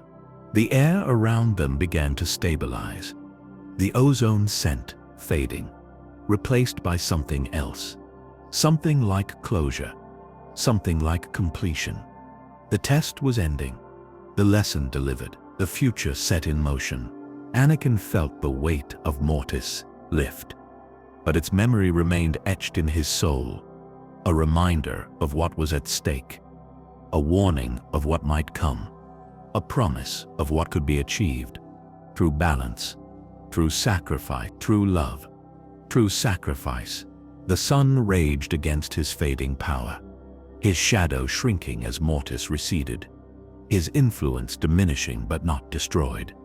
Darkness could not be eliminated, only balanced, only controlled, only integrated into the greater whole, the lesson of Mortis in its entirety. And the father's sacrifice would echo in Anakin's final choice, when he stood between his son and the Emperor, when he chose love over power, when he fulfilled the prophecy at last. The lesson of Mortis would bear fruit, the test would be passed, the balance would be achieved, and as the monolith vanished completely, the Force itself seemed to sigh with relief. The next theory proposes that Darth Maul's survival after his defeat on Naboo was not merely a stroke of luck or the result of his intense hatred, but rather a manifestation of the dark side's will itself. This perspective suggests that the dark side chose Maul as its instrument, preserving him through sheer force of will and ancient Sith techniques to serve a greater purpose in the galactic conflict. His fragmented existence and eventual restoration were part of a larger design that would position him as a wild card capable of challenging both Sidious and the Jedi Order. On Lothar Minor, junk heaps whispered with madness. Each pile of refuse seemed to shift independently, as if possessed by some malevolent spirit. The landscape itself reflected the broken mind of its inhabitant, a twisted monument to shattered ambitions. The stench of rust and rot filled the cavernous air, decaying metal mixed with organic waste, creating an atmosphere thick with despair, with hopelessness, with the lingering presence of the dark side. Each breath tasted of failure, of abandonment, of vengeance deferred. Maul's fragmented mind burned with singular purpose. Beyond the madness, beyond the pain, beyond the physical degradation, his consciousness clung to one thought, one desire, one need that transcended all else: revenge against those who had betrayed him. Mechanical spider legs scraped against scrap metal, each movement a symphony of tortured metal, a grotesque parody of his former agility, a reminder of what had been taken from him. The prosthetic extensions moved with unnatural precision, guided by dark side energy, sustained by pure hatred, by the will to survive. From a god's eye view, the truth was remarkably clear. His survival was no accident, but dark will incarnate. The dark side itself had preserved him, had sustained his broken body, had nurtured his fractured mind, had chosen him as its instrument, for purposes beyond his understanding, beyond even Sidious's comprehension. His yellow eyes glowed like dying embers in the gloom, piercing through the perpetual twilight of Lothar Minor, each blink a spark of defiance, of resistance to oblivion. The Zabrak's features were twisted, deformed by his fall, by his madness, by his transformation into something new. The junk heap seemed to respond to his presence, shifting slightly as he passed, as if acknowledging their master. The dark side energy radiating from him affected everything, infusing the refuse with purpose, with malevolent life, creating an army of broken things, mirroring their creator. His memories surfaced in fractured waves, flashes of his former glory, of his training on Orsis, of his ascension to Sith Lordship, of his duel on Naboo, of his defeat, of his abandonment. Each memory fueled his hatred. From beyond time, the dark side's plan unfolded. Maul had been preserved for a reason: to serve as a counterbalance to Sidious, to challenge the rule of two, to reintroduce chaos into Sith tradition. His survival was not defiance of the dark side, but fulfillment of its deepest nature, the nature of conflict, of evolution. The mechanical legs carried him through the refuse, each step deliberate, purposeful, despite the madness that clouded his mind, despite the pain that racked his body, despite the hopelessness of his situation. Something drove him forward, something beyond mere survival. His hatred would become a weapon against two masters. Sidious had discarded him, had replaced him with Dooku, had believed him broken and destroyed. But the dark side had other plans, plans that involved Maul's unique position, his knowledge of Sith secrets, his potential for disruption. The junk heaps formed a throne around him, a monument to his fallen status, to his broken body, to his fractured mind, yet also to his resilience, to his connection to the dark side, to his potential for rebirth, for vengeance. From a god's eye view, Maul's significance was staggering. He represented a third path for the Sith, beyond the rule of two, beyond the Jedi-Sith dichotomy. His survival challenged everything Sidious had built, everything the Order stood for. everything the galaxy believed about power, about destiny. His connection to the dark side deepened in his madness. The barriers between his conscious and subconscious dissolved, allowing him to access knowledge, techniques, secrets that even Sidious had forgotten, that had been lost to time, that had been deliberately buried by generations of Sith Lords. His fragmented mind began to coalesce, the madness receding like a tide, replaced by clarity, by purpose, by understanding of his role. The dark side had preserved him for this moment, for this transformation, for this return to power. The mechanical legs scraped against the throne. A sound of metal on metal, a sound of rebirth, of resurrection. Maul raised his head, his yellow eyes burning with renewed intensity, with intelligence, with recognition of his path. From beyond time, the dark side watched with approval. Its instrument was whole again. Its weapon was sharpened. Its agent was prepared. Maul would challenge Sidious, would challenge the Jedi, would challenge the very nature of power in the galaxy, all according to the dark side's will. The junk heaps of Lotho Minor seemed to bow, as if acknowledging their master's transformation, as if celebrating his return to sanity, to purpose. The stench of decay began to fade, replaced by the scent of ozone, of dark power, of imminent vengeance. Maul's mind cleared completely, the madness replaced by cold calculation, by strategic thinking, by understanding of his enemies, of their weaknesses, of their vulnerabilities. The dark side had gifted him more than survival. It had gifted him insight, for he knew secrets of the Sith that could unravel empires, knowledge hidden even from Sidious, techniques lost for millennia, understanding of the dark side's true nature. Maul was no longer just a Sith Lord. He was a repository of forbidden knowledge, a living threat to the established order. And as he rose from his throne of scrap, the galaxy itself seemed to tremble.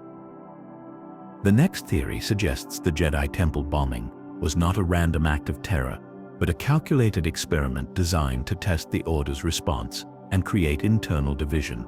This perspective posits that hidden forces orchestrated the attack to expose vulnerabilities in Jedi leadership and fracture their unity, using Ahsoka as both victim and pawn in a larger game. The bombing served as a catalyst that would ultimately push her away from the Order, altering the course of her destiny and the galaxy's future. In the temple hangar, the blast crater still smelled of betrayal. The acrid scent of explosives lingered like a physical wound. Each breath carried reminders of lives lost, of trust shattered, of sanctuary violated. The polished floor reflected the damage like a mirror, showing the Jedi their own vulnerability. Soot and tears mingled in the acrid air. Jedi initiates wept openly, their innocence destroyed by the attack. Masters moved with grim determination, their faces masks of controlled grief. The temple itself seemed to mourn, usual serenity replaced by sorrow, by suspicion, by fear. Ahsoka's hands shook as she traced the explosion's origin point. Her fingers trembled against the scorched floor. The Togruta felt the weight of accusation, the burden of suspicion, the sting of betrayal by those she trusted. Her connection to the Force felt muted, clouded by her own turmoil, by the injustice of her situation. Security footage flickered with impossible shadows, images that defied logical explanation, figures that moved between camera blind spots, as if guided by unseen hands. The recordings showed inconsistencies, anomalies that suggested manipulation, evidence that didn't align with the official narrative, clues that pointed to a deeper conspiracy. From a God's eye view, the truth became chillingly clear. The bombing was a test, orchestrated by a hidden hand, not to destroy the Jedi, but to fracture them from within, to expose their weaknesses, to create divisions that would prove fatal, to test the loyalty of their own, to push Ahsoka toward her destiny. Letterman's fear tasted metallic in the Force. The woman who claimed responsibility radiated terror. Her eyes darted like cornered prey. Her voice trembled with each confession. Yet beneath the fear lay something else, something calculated, something rehearsed, like an actor playing a part. The investigation led Ahsoka through dark corridors, into the underbelly of Coruscant, following a trail of half-truths, of misleading evidence, of convenient coincidences. Each discovery raised more questions. Each answer led to deeper mystery. Each step felt orchestrated. The true bomber walked among the Jedi as a friend. This realization dawned slowly, painfully. The evidence pointed inward, towards someone trusted, someone respected, someone who had access to restricted areas, someone who knew the temple's routines, someone who understood Jedi psychology. From beyond time, the purpose of the attack revealed itself. The bombing was never the true objective. It was merely the first move, the catalyst for a larger plan, a plan to test Ahsoka's loyalty, to expose the Council's flaws, to demonstrate the Jedi's blindness, to accelerate the Order's downfall. Ahsoka felt the net closing around her. Each piece of evidence seemed incriminating, each witness testimony damning, each logical conclusion pointed to her guilt. The system that should have protected her, the Order that should have trusted her, the masters who should have guided her, all turned against her. Letterman's death ended the official investigation, silenced before she could reveal the truth, before she could name her accomplices, before she could expose the conspiracy. Her final words echoed in Ahsoka's mind, a warning left uncompleted, a truth left buried, a mystery left unsolved. The Jedi Council moved with cold efficiency, their decision made with clinical detachment, their judgment delivered without hesitation, their faith in their own infallibility unshaken. Even as their Padawan stood accused, even as evidence seemed manufactured, even as the truth remained elusive, they believed their own narrative. From a God's eye view, the tragedy was heartbreaking. The Jedi had played into the trap perfectly, had abandoned one of their own, had demonstrated their own corruption, had proven their vulnerability to manipulation, had shown the galaxy their weakness, had fulfilled the bomber's true purpose. Without ever understanding the game, Ahsoka walked away from the temple, her lightsabers left behind, her identity as a Jedi renounced, her faith in the Order shattered. The experiment had succeeded. The test had been passed. The first phase was complete. The true architect remained hidden. And Barriss Offee's quiet serenity hid a galaxy of pain. Her calm exterior concealed turmoil. Her measured words masked conviction. Her gentle touch disguised resolve. The Miri Allen moved through temple corridors, a respected Jedi among many, a trusted friend to Ahsoka, the hidden hand behind the bombing. The next theory suggests that Darth Plagueis' legendary holocron lies hidden beneath Naboo's surface, containing secrets of life manipulation that could alter the galaxy's fate. This perspective posits that the Sith artifact was deliberately placed on Naboo as part of a centuries-old plan, waiting for the right inheritor to claim its terrible knowledge.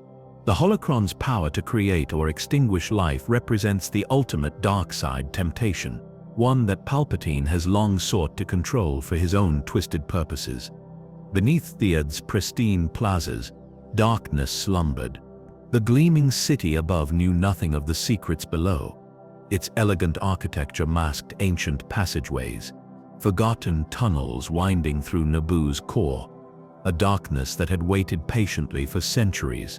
The scent of lake water and ancient stone filled hidden passages. Moisture dripped from cavern ceilings, each drop echoing like a heartbeat in the silence. The mineral-rich air tasted of Naboo's unique geology, of secrets preserved in stone, of power contained within the planet itself, of darkness that had found a perfect hiding place. Padme felt an inexplicable chill near the old royal archives. The young queen paused during her inspection tour. Her diplomatic smile faltered for just a moment. A shiver traced her spine despite the warm air. Something ancient and malevolent seemed to watch her. Something that recognized her significance. Something that had been waiting for this moment. Gungan hieroglyphs warned of a sleeping shadow in the deep waters.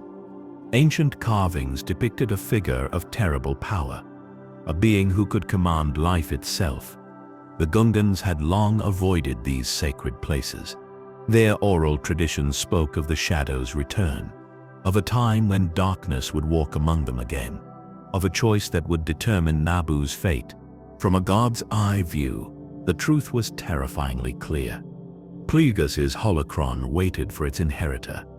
The Sith Lord had hidden his greatest creation here, on the world where his apprentice would rise, where the Republic's fall would begin, where the Empire would be conceived. The holocron contained Plagueis' life manipulation research, his most dangerous and powerful discoveries. The air hummed with suppressed, dark energy, vibrations that most beings would never notice. But Force-sensitive visitors felt the disturbance. A subtle wrongness in the planet's natural rhythm. A dissonance that suggested something unnatural, something preserved against time's passage. Something that hungered for release, for purpose. Padme's security detail noticed her distraction. "Your Majesty, is something wrong?" The Queen composed herself instantly, years of training masking her unease. "Just a draft," she replied smoothly. But her eyes kept returning to the archives, to the sealed section containing Naboo's oldest records, to the place where the darkness felt strongest. From beyond time, the holocron's purpose revealed itself. It was more than a repository of knowledge, more than a tool of Sith power. It was a key, a test, a temptation placed deliberately in Palpatine's path.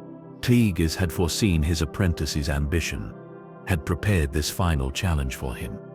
Its secrets could create life or extinguish it.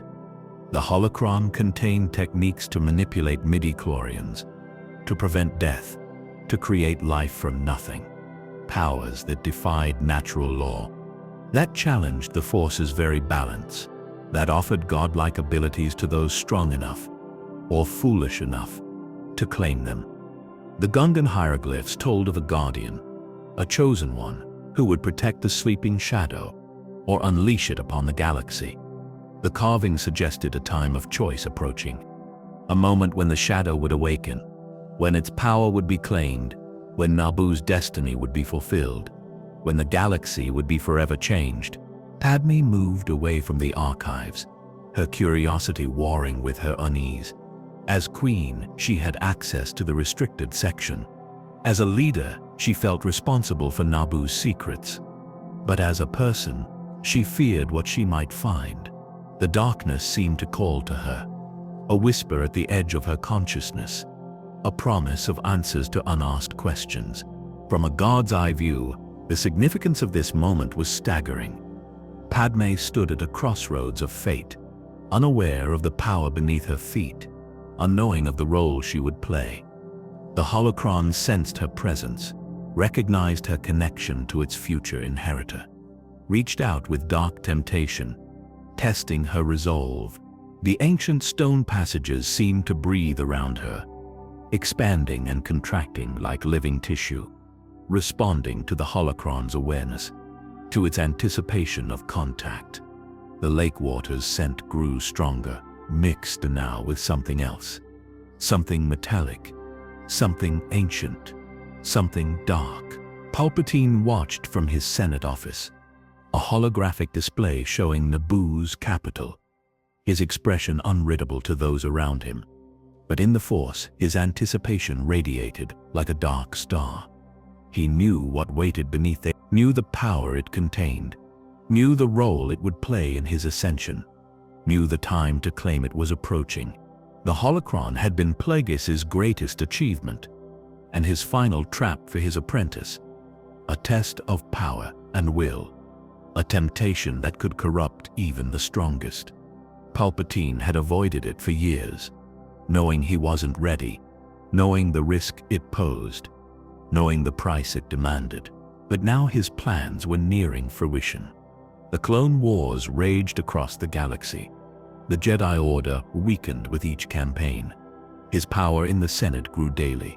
Soon he would be ready. Soon he would claim his master's legacy. Soon he would master the secrets of life and death. Soon he would become unstoppable. Padme felt a sudden urge to return to the archives, an impulse that seemed to come from nowhere, a desire to understand the chill she had felt, to uncover Naboo's oldest secrets, to satisfy a curiosity she couldn't explain. Holocron's influence was subtle, insidious, almost impossible to resist. From beyond time, the dark side watched with interest. The Holocron was more than an artifact. It was a living extension of Plagueis' will, a final act of manipulation from beyond the grave, a test that would determine the galaxy's future, a temptation that could corrupt even the most noble, a power that could save or destroy everything. The ancient stone beneath Old seemed to pulse, as if responding to approaching destiny. The lake waters above grew still, the air thick with anticipation. The Holocron waited patiently, its secrets preserved through centuries, its power undiminished by time, its purpose soon to be fulfilled. And Palpatine knew exactly where it lay. He had always known, since his days as Plagueis' apprentice, since learning of his master's greatest creation, since understanding its role in their shared destiny. The time to claim it was near, the final step toward absolute power. And as he smiled at his reflection, the darkness below stirred, waiting. The next theory suggests the Zygerrian slave empire's resurgence during the Clone Wars was not coincidental, but deliberately orchestrated by Sith funding to create galactic instability. This perspective posits that Count Dooku, under Sidious's direction, provided resources and intelligence to rebuild Zygerria's slave trade infrastructure, knowing the resulting chaos and suffering would generate dark side energy. The Zygerrians unknowingly became instruments of the Sith, their cruelty feeding the very darkness that would ultimately consume them when their usefulness ended. On Zygerria, the slave pits echoed with crackling whips. Each strike against flesh reverberated through stone corridors. The sound became a grim percussion of suffering, a rhythm of despair that defined the Empire's resurgence. Guards moved with practiced cruelty, their movements efficient, merciless. The metallic tang of blood and fear saturated the air, coppery scent mixed with sweat and desperation. Each breath carried the weight of broken spirits, of shattered families, of stolen lives. The atmosphere hung heavy with oppression, with the dark side energy generated by suffering, with the pain that fed the Sith's power. Obi-Wan's chains bit into his wrists, cold as his resolve. The Jedi Master stood tall despite his bonds, his dignity unbroken by Zygerrian cruelty. His eyes scanned the pit with tactical assessment, seeking weaknesses, opportunities, hope where others saw only despair. His presence radiated calm defiance. The royal palace gleamed with stolen wealth.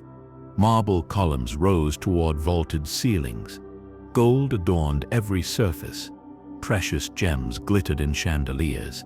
Each treasure represented conquered worlds, enslaved population, destroyed cultures.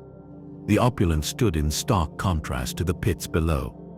From a god's eye view, the truth was devastatingly clear. The Sith funded their return to destabilize the Republic. Credits flowed through shadowy channels. Weapons appeared in Zygerrian arsenals. Intelligence guided their slave raids, all orchestrated by Dooku's agents, all designed to create chaos, to generate suffering. Queen Mirage perfume smelled of poison and power. Exotic flowers with undertones of something darker, something that hinted at decay beneath beauty. She moved through her court like a predator, her smile never reaching her cold eyes, her authority absolute. her ambition boundless, her ignorance of her puppet masters complete. The slave ships moved between systems with impunity, protected by separatist alliances, guided by Sith intelligence.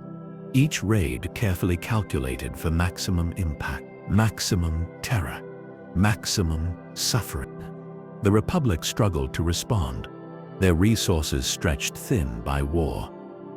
Obi-Wan watched the guards with measured attention, memorizing their routines, their weaknesses, their patterns of cruelty, each observation a piece of the puzzle, each detail a potential key to freedom.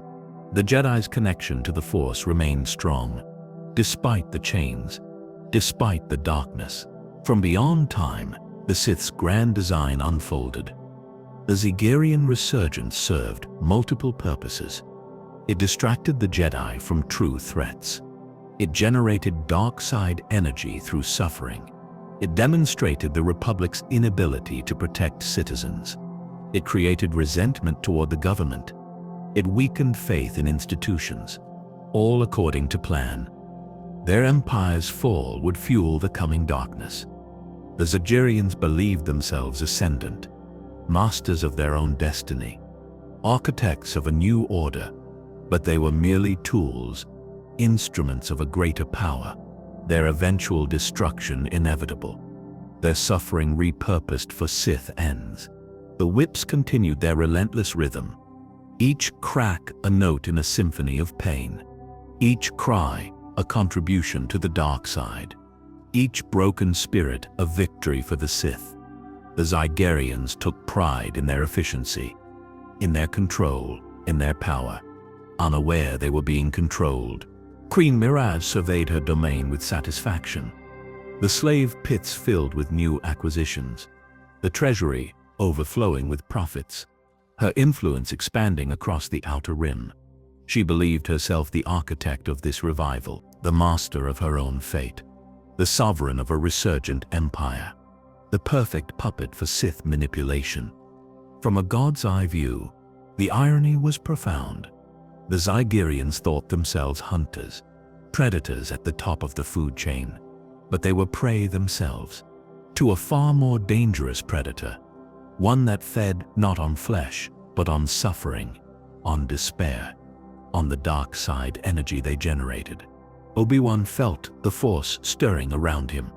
Other Jedi prisoners nearby, Anakin, Ahsoka, their presence a beacon of hope, a promise of resistance, a counter to the darkness. The chains seemed to loosen slightly, not physically, but spiritually. The Zygerrian guards grew complacent, confident in their control, certain of their superiority. Their arrogance became weakness, their cruelty became blindness, their power became vulnerability, sheer, the perfect conditions for Jedi intervention. For the beginning of their downfall, the palace above continued its opulent display, unaware of the storm gathering below, unaware of the Jedi's resolve, unaware of the Sith's true plans, unaware that their resurgence was temporary, that their power was borrowed, that their fate was already sealed by the very forces that elevated them. For the suffering they caused would feed Palpatine's rise. Each act of cruelty generated dark energy. Each broken spirit strengthened the dark side. Each display of Republic weakness fueled his arguments. The Zygerrians were perfect instruments, creating exactly the chaos the Sith required, generating exactly the darkness they craved. And as the whips cracked again, the galaxy moved closer to Empire. The next theory suggests the ancient Jedi prophecy of the Chosen One was never meant to be fulfilled by a single individual, but rather through the combined journey of father and son across generations. This perspective posits that Anakin Skywalker's fall to darkness and Luke Skywalker's rise to light represent two halves of a single cosmic destiny, each incomplete without the other. Their intertwined stories reveal that true balance in the Force requires both the destruction of the old Jedi Order and the birth of something new, a transformation too vast for one lifetime alone. In the Jedi Council chamber, Yoda's gaze turned distant, His eyes focused on something beyond the chamber walls, beyond Coruscant itself, beyond time and space as mortals understood it. The ancient master sensed a disturbance in the Force, a ripple across generations, a whisper of destiny unfolding. The air grew still, heavy with unspoken futures. Each council member felt the shift, the sudden weight of possibility, the burden of choices yet to be made. The chamber itself seemed to hold its breath, waiting for revelation, for understanding, for the truth that had eluded them for so long. Mace Windu felt a chill that had nothing to do with temperature. A cold dread settled in his bones, the kind that preceded great change, the kind that signaled destiny in motion. His hand moved instinctively toward his lightsaber, not for battle, but for grounding, for connection to the living Force. The Force mosaic showed a father and son locked in combat. Images formed in the air between council members, visions of a future both terrible and necessary. Anakin Skywalker, transformed by darkness. Luke Skywalker, radiant with light. Their lightsabers crossed in eternal struggle, not as enemies, but as two halves of one destiny. From a God's eye view, the truth became breathtakingly clear. Anakin's fall and Luke's rise were two halves of one destiny. The prophecy had been misunderstood from the beginning. The Chosen One was never meant to be a single person, but a lineage, a journey across generations, a transformation too vast for one lifetime, too profound for one soul alone. Shadows deepened in the chamber's corners, as if the darkness itself leaned forward to listen, to witness this moment of revelation. The council members exchanged uneasy glances, each sensing the magnitude of what was being revealed, each understanding that their interpretation had been flawed, that the prophecy spoke of something far greater. Yoda's voice broke the heavy silence. The Chosen One, not one person is it. His words carried the weight of centuries, the wisdom of countless meditations, the clarity of divine insight. A journey through time, a path walked by father and son. Together they bring balance. The mosaic shifted again, showing Anakin's fall in vivid detail, his transformation into Vader, his role in destroying the Jedi. Necessary destruction, painful but required. The old order had to fall for something new to rise. From beyond time, the full scope of the prophecy revealed itself.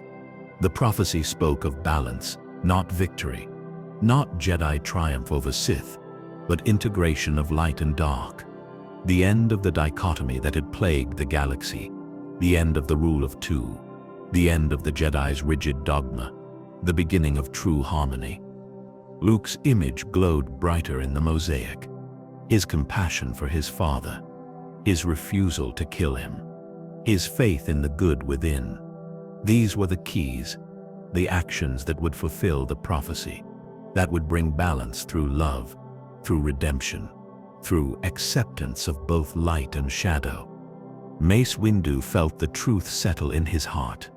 The council had been wrong, their understanding incomplete, their focus too narrow. They had sought a savior, a warrior who would defeat the Sith. But the prophecy spoke of transformation, of evolution, of balance achieved through sacrifice. The mosaic showed the final confrontation, father and son before the Emperor. Anakin's choice to save Luke, his redemption through paternal love, his death that destroyed the Sith, Luke's refusal to replace him, his rejection of the dark path, his commitment to something new. From a God's eye view, the beauty of the design was overwhelming. 2 generations required for balance, one to destroy the old systems, one to build something new. Anakin's fall was not failure, but the first step in a cosmic dance, a necessary darkness that would make the light possible. Yoda's expression softened with understanding. The price of balance, high it is. His voice carried sorrow, acceptance, wisdom. Across generations paid it must be.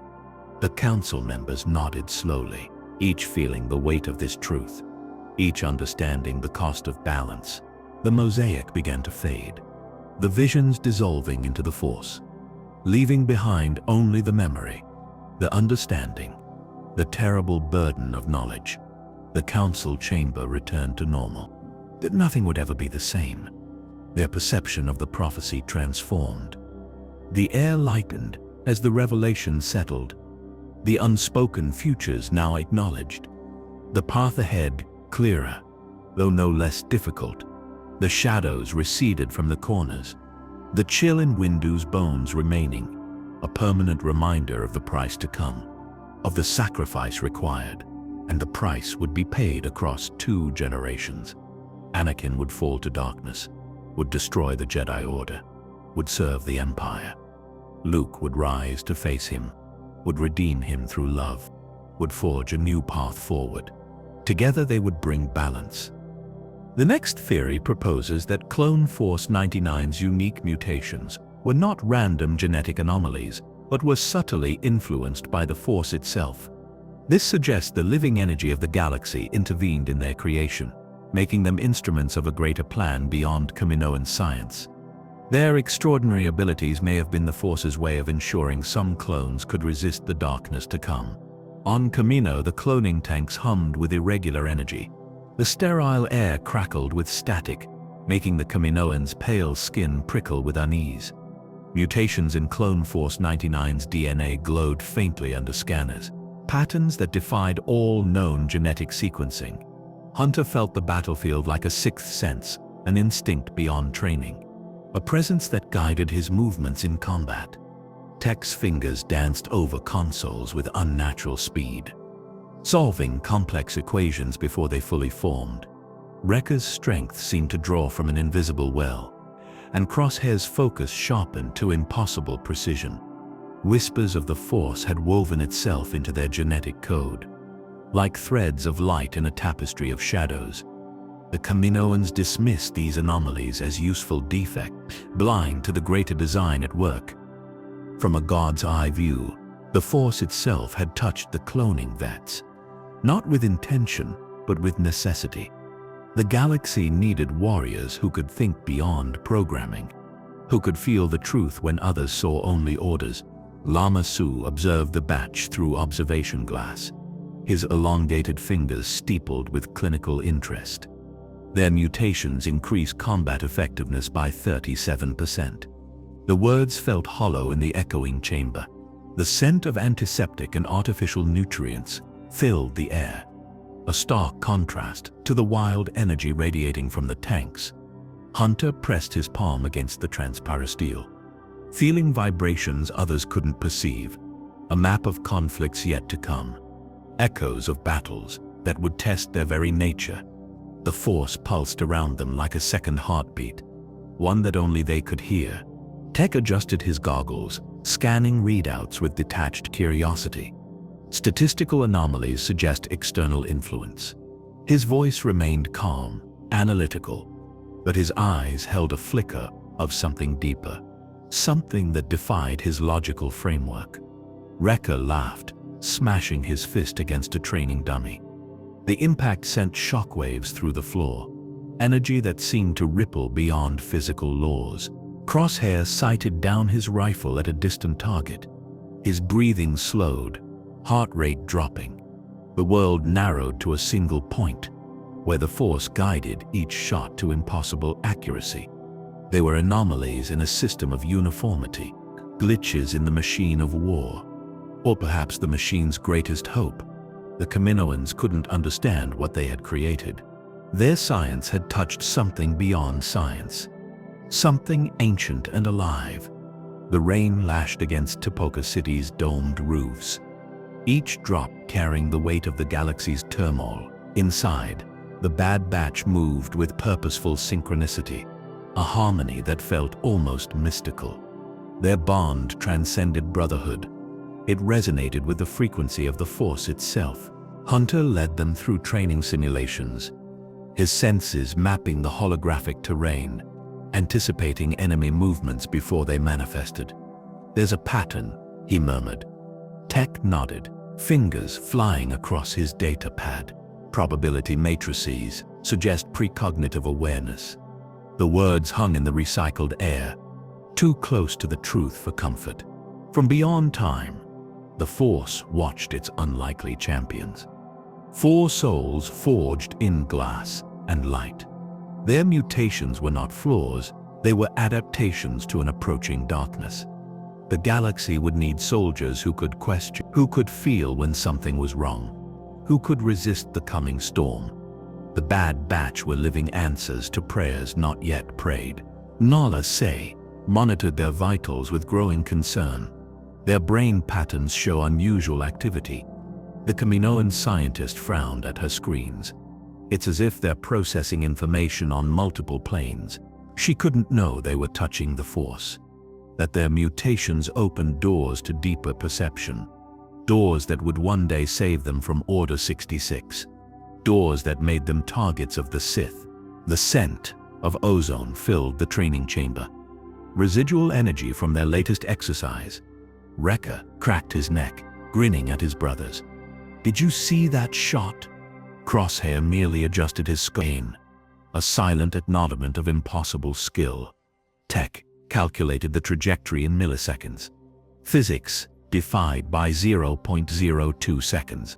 Hunter smiled, feeling the warmth of their unique bond. A connection that felt like home, like belonging, like purpose. The Force had given them this unity beyond programming, this strength beyond genetics, this hope beyond the Clone Wars. As they prepared for their next mission, the rain intensified outside, each drop a drumbeat of approaching destiny. The Bad Batch moved as one organism, guided by instincts they couldn't name, toward a future they couldn't foresee, but which the Force had already prepared them for. Toward battles that would test their very souls. Their mutations were not accidents. They were interventions, the galaxy's last line of defense, woven into the fabric of clone DNA, by a power greater than any science, a power that saw the coming darkness and prepared its own countermeasure. In the form of 4 extraordinary soldiers, the Kaminoans would never understand. The Jedi would never suspect. The Sith would never anticipate. But the Force had moved in mysterious ways, creating anomalies that would become anchors. In the storm to come, the Bad Batch were more than clones. They were the Force's hidden hand.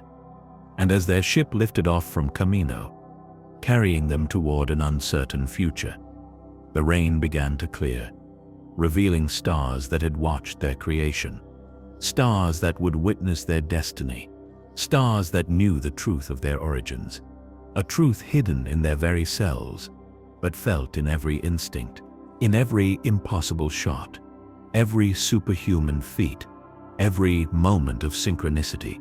The Force had touched them, marked them, guided them, and would continue to do so through the darkest days ahead. Their ship vanished into hyperspace, leaving only ripples in the Force, ripples that would grow into waves, waves that would one day crash against the Empire. But who had truly designed their extraordinary gifts? The answer lay not in science, but in the living energy of the galaxy itself. And in the quiet, the stars watched, waiting. The final theory reveals Order 66 as far more than a military contingency protocol. It was a meticulously crafted dark side ritual, designed to simultaneously execute the Jedi and amplify Sith power across the galaxy. This perspective suggests Palpatine timed the activation to coincide with specific astrological alignments, transforming the collective deaths of thousands of Jedi into a dark side energy wave that would cement his control over the Force itself. The clones' inhibitor chips were not merely control devices but ritual components, their activation triggering a galaxy-wide sacrifice that would fundamentally alter the balance between light and dark. Across the galaxy, comms channels crackled with a single phrase: "Execute Order 66." 3 words that changed everything. That ended an era, that unleashed darkness upon the galaxy. The transmission traveled at light speed, reaching every clone unit simultaneously. The sound of a million inhibitor chips activating was silent. No explosion, no visible signal, just a microscopic switch, flipping in each clone's mind. A transformation from protector to predator, from brother to betrayer. The silence was more terrifying than any battle cry, more final than any explosion. Rex's hand moved toward his helmet, tears cutting through grime. The captain felt the chip engaging, felt his thoughts being redirected, felt his loyalty to Anakin warping into something else. Something cold, something deadly. His fingers trembled against the plastoid armor, fighting against the programming, fighting for his own mind. Coruscant's lights dimmed as if mourning.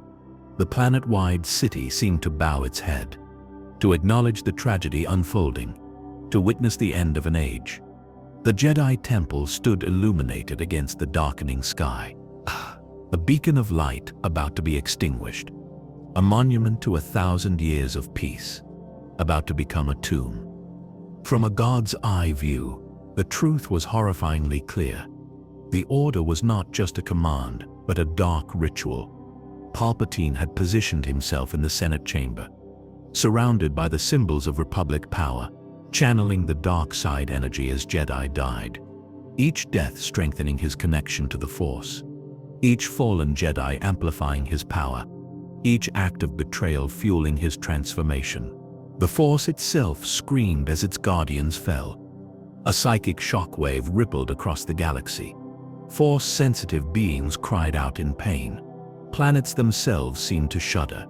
The balance between light and dark shifted violently, tipping toward darkness, toward chaos, toward the Empire's rise. Clones turned on their Jedi commanders without hesitation. Blasters raised against mentors, against friends, against the very beings they had fought beside for years.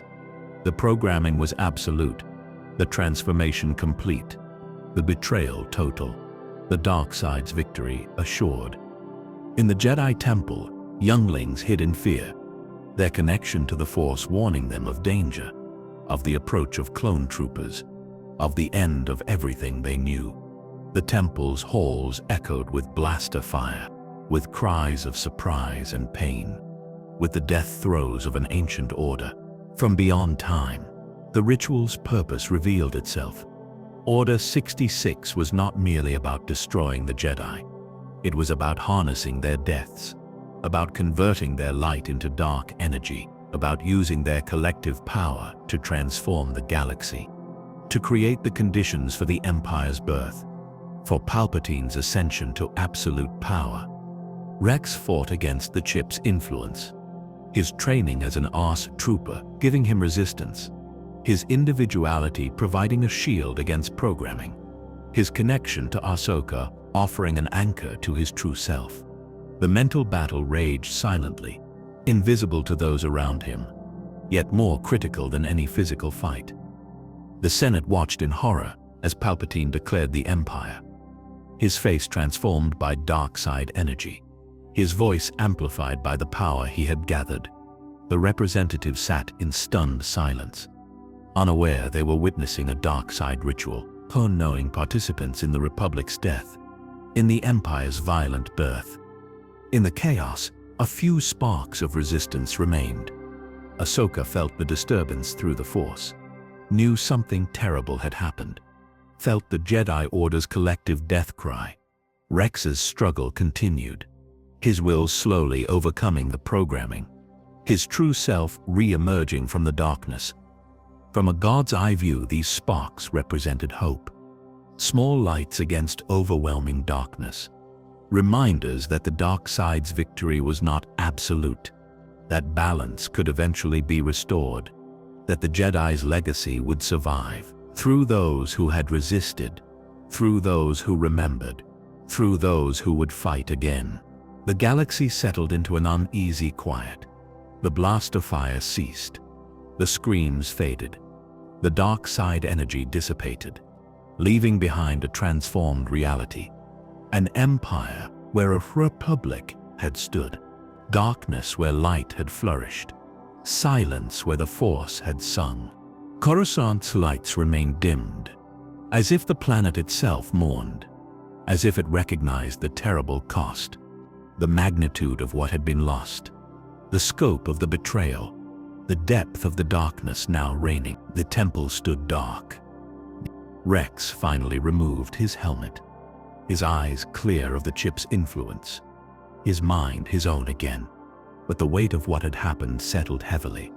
The knowledge of his brother's actions, the understanding of his own resistance, the burden of survival. From beyond time, the Force watched and waited. The ritual was complete. The Empire had risen. The Jedi had fallen. But balance would eventually return.